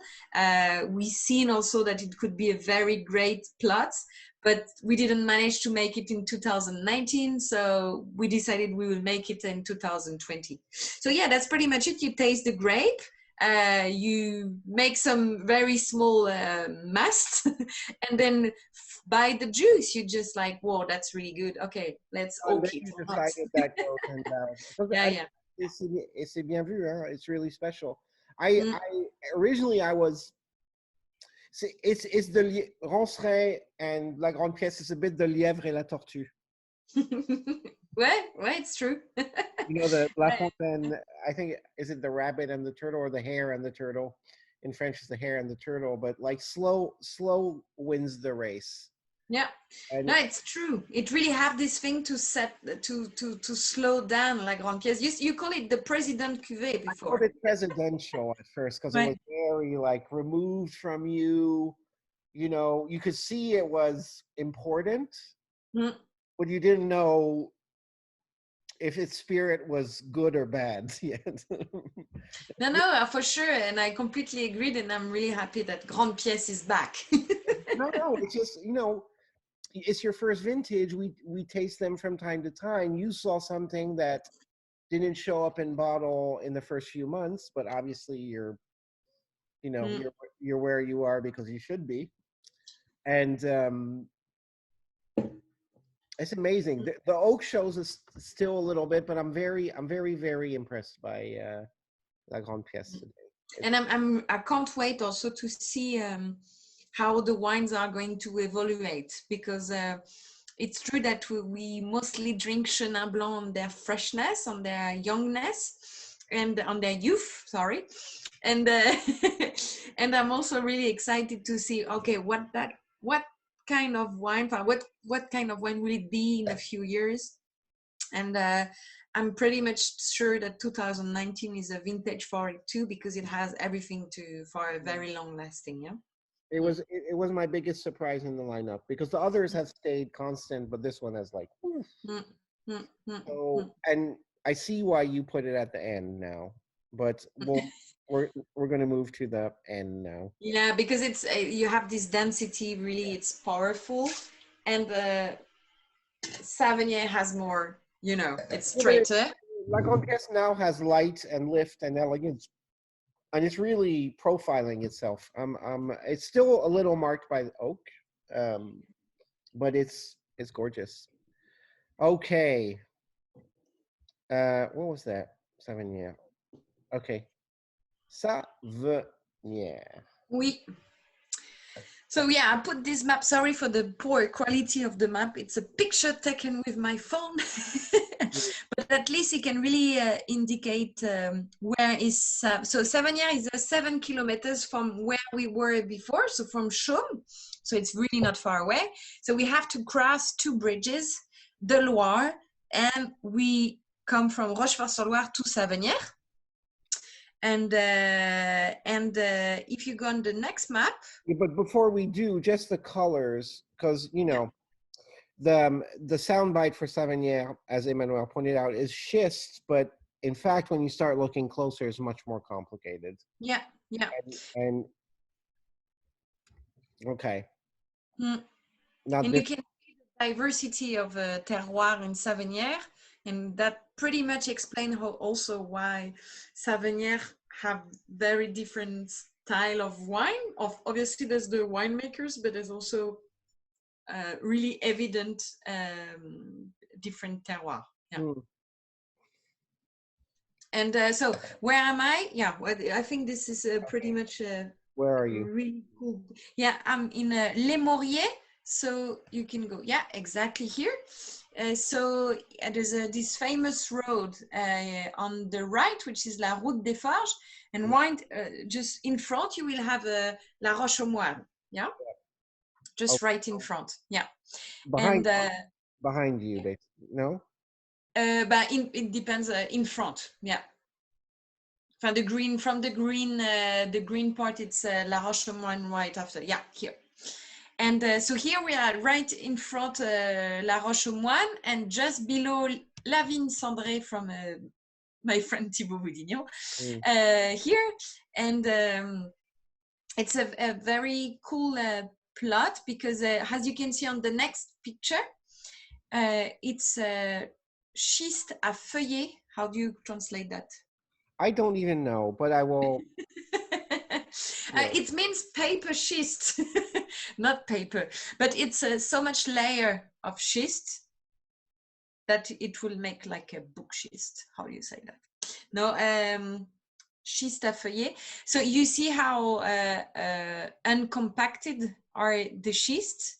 It's a very old schist, and you have a little bit, a very small thin of sandstone on the up of the plot. And you can see on all the picture we took off some vines, and you can see how deep the roots were. We are something like 2 to 3 meter deep. You can see the roots. So if you taste the wine, you can really feel the minerality and how fresh and straight is the wine, and you can see the vine, the racine, the roots. Yeah. The roots. I'm sorry. I was texting for good cause. I'm trying to get the translation of. Yeah, sure. Which means I didn't fully listen to you. I very much apologize. But so this has windblown sands, right? Yeah, yeah. Yeah, exactly. And right below you have the schiste à feuillet. So this really multiple lay of schist.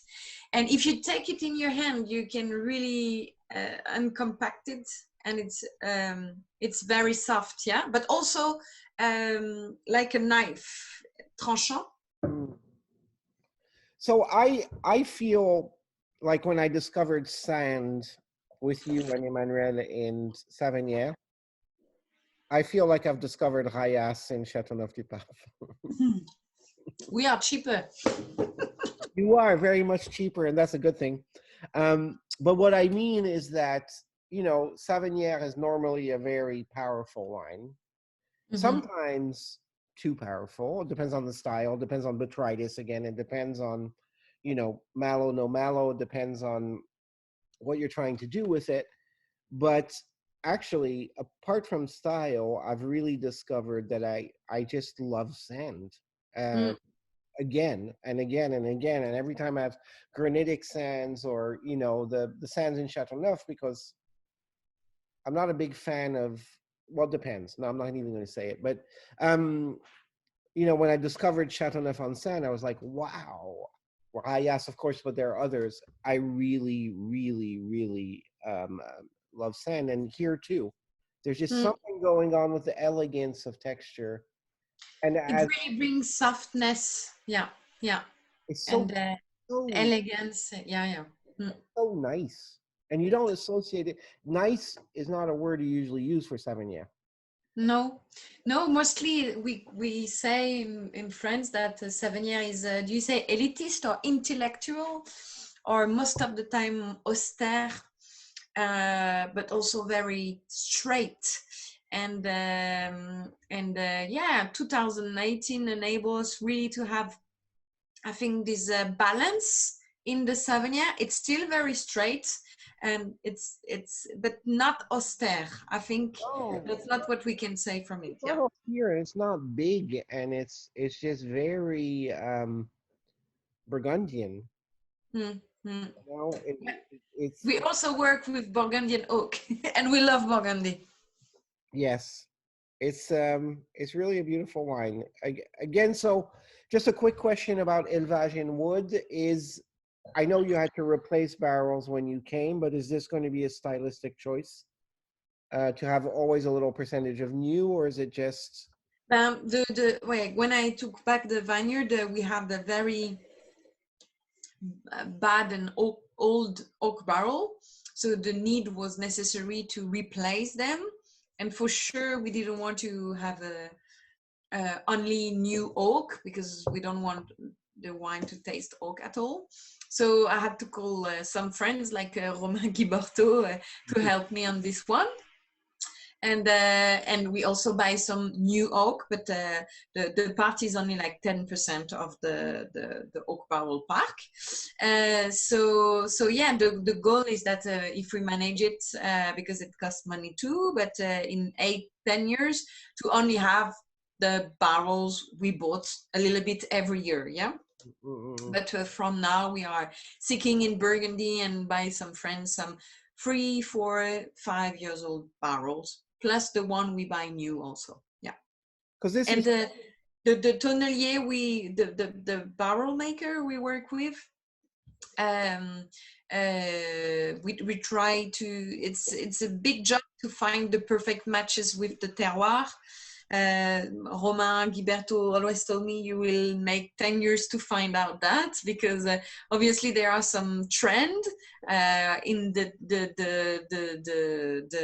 tonnelier, the oak barrel factory. There are some trend, but it's definitely not the game. The game is not here. The game is to find the perfect matchings between your terroir, the style of wine you want to make, the oak barrel maker, chauffe, how hard it is or not. And for sure, in Chaume, we have such a powerful and intense terroir that it doesn't undergo. It has to have a powerful oak barrel maker. So like Taranto, Rousseau really supports the wine because we have so much texture and intensity that it really matches with that kind of tonnelier. Yeah. it's yeah. Anyway, they're it's really nice to see them with a bit of recul, with a bit of distance from the last time I tasted them, and they're really coming together. Savennières, Ronceray always were there. The Savennières is only becoming more elegant, but the big surprise is like Grande Pièce to me. The other, not meaning the other was I already knew how great they were. Mm. The like Grande Pièce, I was a little like this, you know, what are you doing? And I'm really and actually all three are pretty remarkably elegant. Thank you.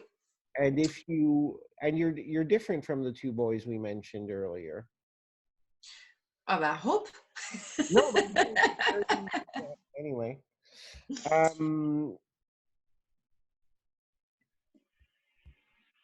Yep. Back to Chaume. Yeah, no, I think for sure the difference and my strength in here is that I have a super great to play on.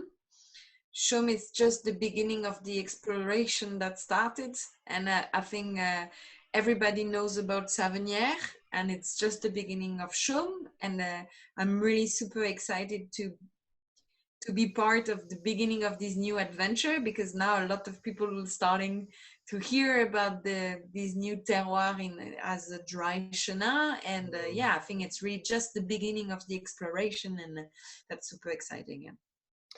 And thanks for this great compliment. That's for sure really nice. And it's just two first vintages, 2019 being the first.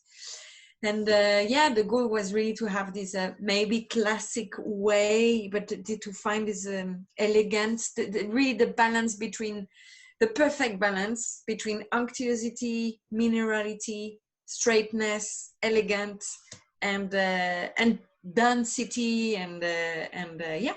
What you have is the unctuosity. You said it better than I did in English. Unctuosity, and the unctuous part of the wine. You have, the two boys are very much, shenanigans to fight with, which I love too.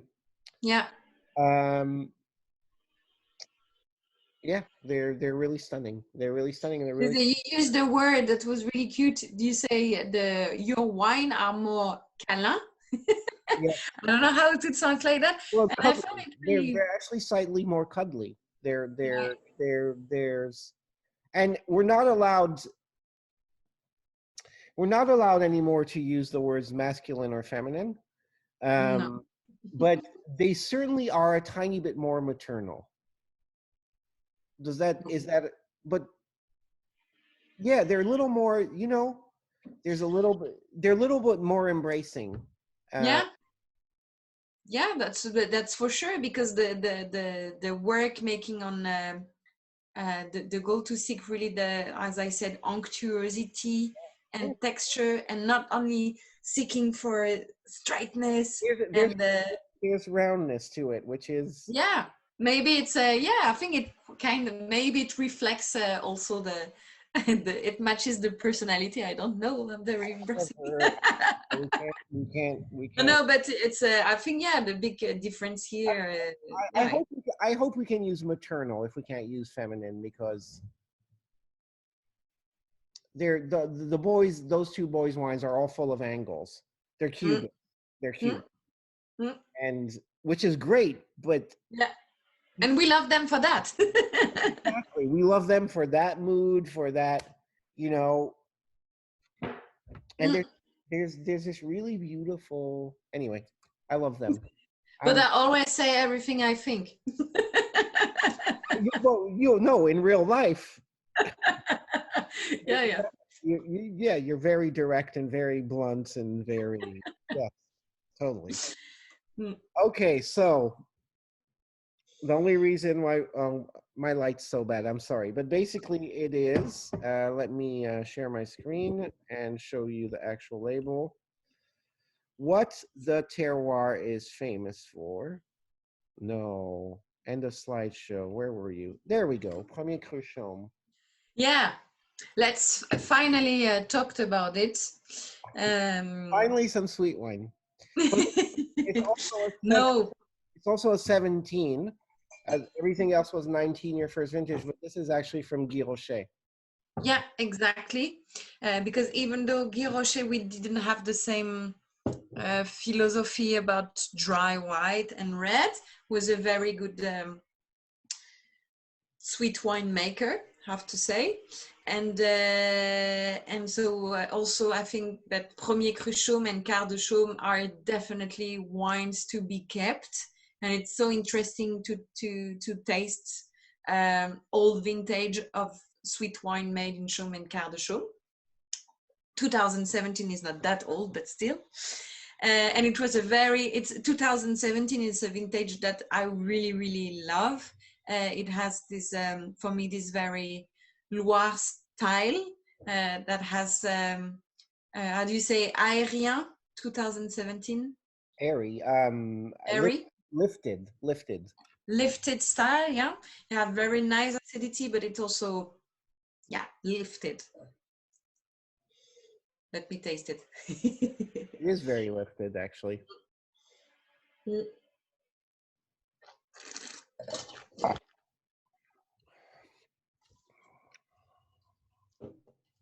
And that's one thing too. Everybody always say the same thing. We all love botrytis and passerillage wines, sweet wines, but we always forgot about them, or we never think about them. But actually, every time you taste, you're just like, that's super cool. The great regions for it, which the Loire is one of them. Let's go back to, I think I had the map from Chaume because there we go. So Savennières, no, this one, yeah, yeah. yeah, premier cru Chaume. Where would this be from? Anything that detritus up in the this You part? talk about the AOC or Plaisance? Plaisance. Yeah. So it's mostly, you see Grande Pièce in the middle of the map? Here. Yeah. And our premier cru Chaume will be mostly made just right in above Les Essaims. Okay. And also, of course, Les Herzilles. So Les Herzilles, it's a famous plot of which I've been already talking about. So it's mainly famous here also for making the great sweet wines. Yeah. Does your Quarts de Chaume, because you will be making at some point Quarts de Chaume. Yeah. Does that come from Les Herzilles? Yeah, exactly. Yeah, completely. Yeah.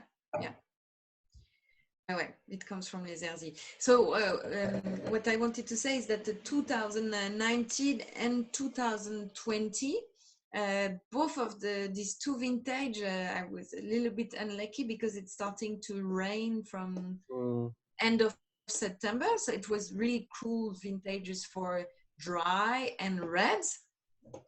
But for the sweet wines, it was very complicated. And as soon, when you finish your reds and you see that it's going to rain for 3 weeks, just imagine yourself saying, okay, I'm going to wait 3 weeks of rain and checking if maybe there will be 3 weeks of summer after these 3 weeks of rain. It's very difficult to make sweet wine, actually. You really have to be patient and full of hope to be sure it will work. Yeah. And 2019 and 20, that's what happened. And this is the reason why we mostly decided to make dry and not making sweet wines. And the sweet wines, sorry? Did you make any sweet wines in 19? The only we made are the one made with, when I said we harvest, we have 2 buckets and we take off the botrytis in the second bucket. So the sweet wines we made are with the all of the grapes from the tree, from the selected, from the sort outs. Yeah. Okay. Yeah.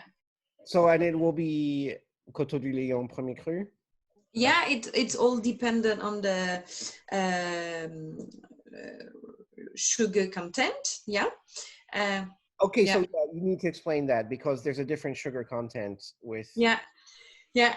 For a premier cru Chaume, it has to be 17 residual potential residual sugar, and for Quarts de Chaume, it has to be 22. This is the big difference, obviously, and Quarts de Chaume has to come from a Quarts de Chaume too. But it's the two differences. This is the reason why most of the time when you taste Quarts de Chaume, you have this more concentration in the style, and most of the time has also more residual sugar. Here in the one we taste, it's something already like 100 residual sugar. You don't taste it that much. You wouldn't say it's that much, huh? No, it's very graceful. It really, really is graceful. There is definitely there's a hierarchy feel to it. Hierarchy feel, was it that? Bah, il y a une hiérarchie. Tu sens que c'est un cru. You taste it and you know it deserves whatever medal it is by being called premier cru.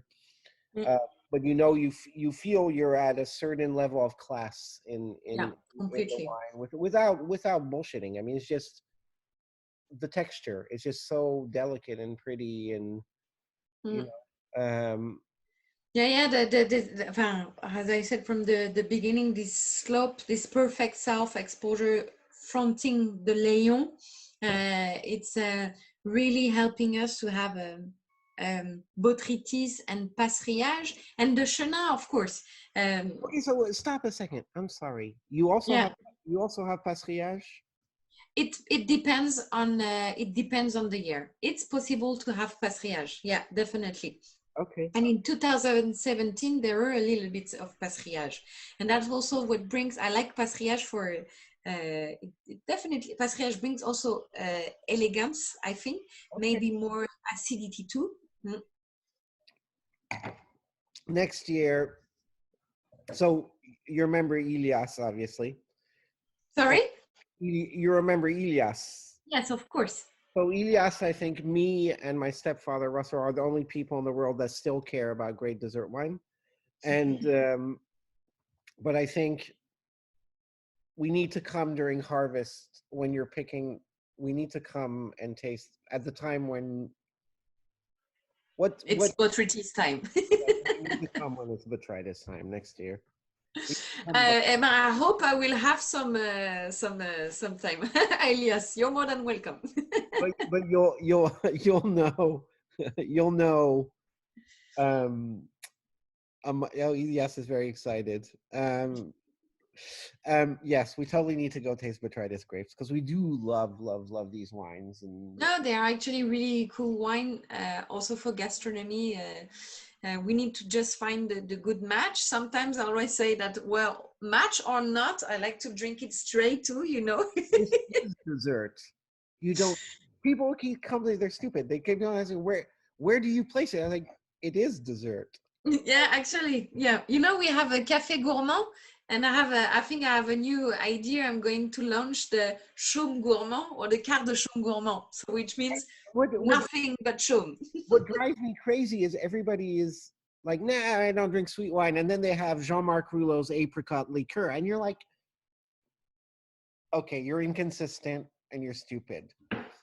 This has less alcohol. Okay, Yeah, maybe a little more sulfur. Let's admit that. But it's just so beautiful. It's the same impression. I love Jean-Marc, by the way. I love Jean-Marc, and I love his apricot liqueur. I think it's one of the most amazing. It's just this burst of fresh fruit, and that's what the Loire does with.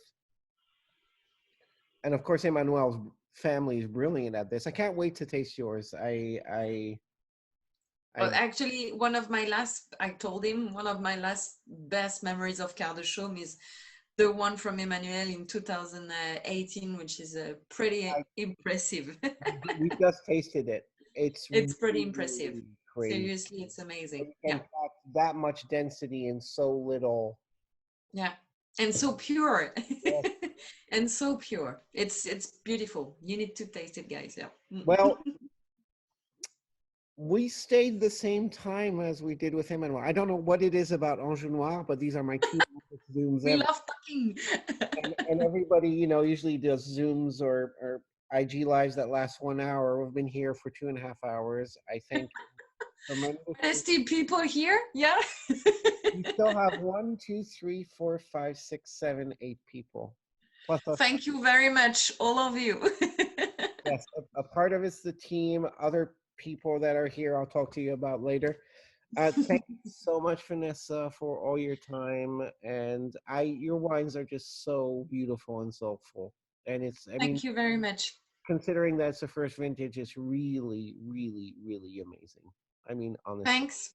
And every Thanks. time I drink them, I feel the same way. It's not like, and Thanks. I just need to improve my practical English. It's been a long time. no, it's fine. And your wines are gorgeous. I can't wait to taste 20s. Well, I don't know when we're allowed to travel or.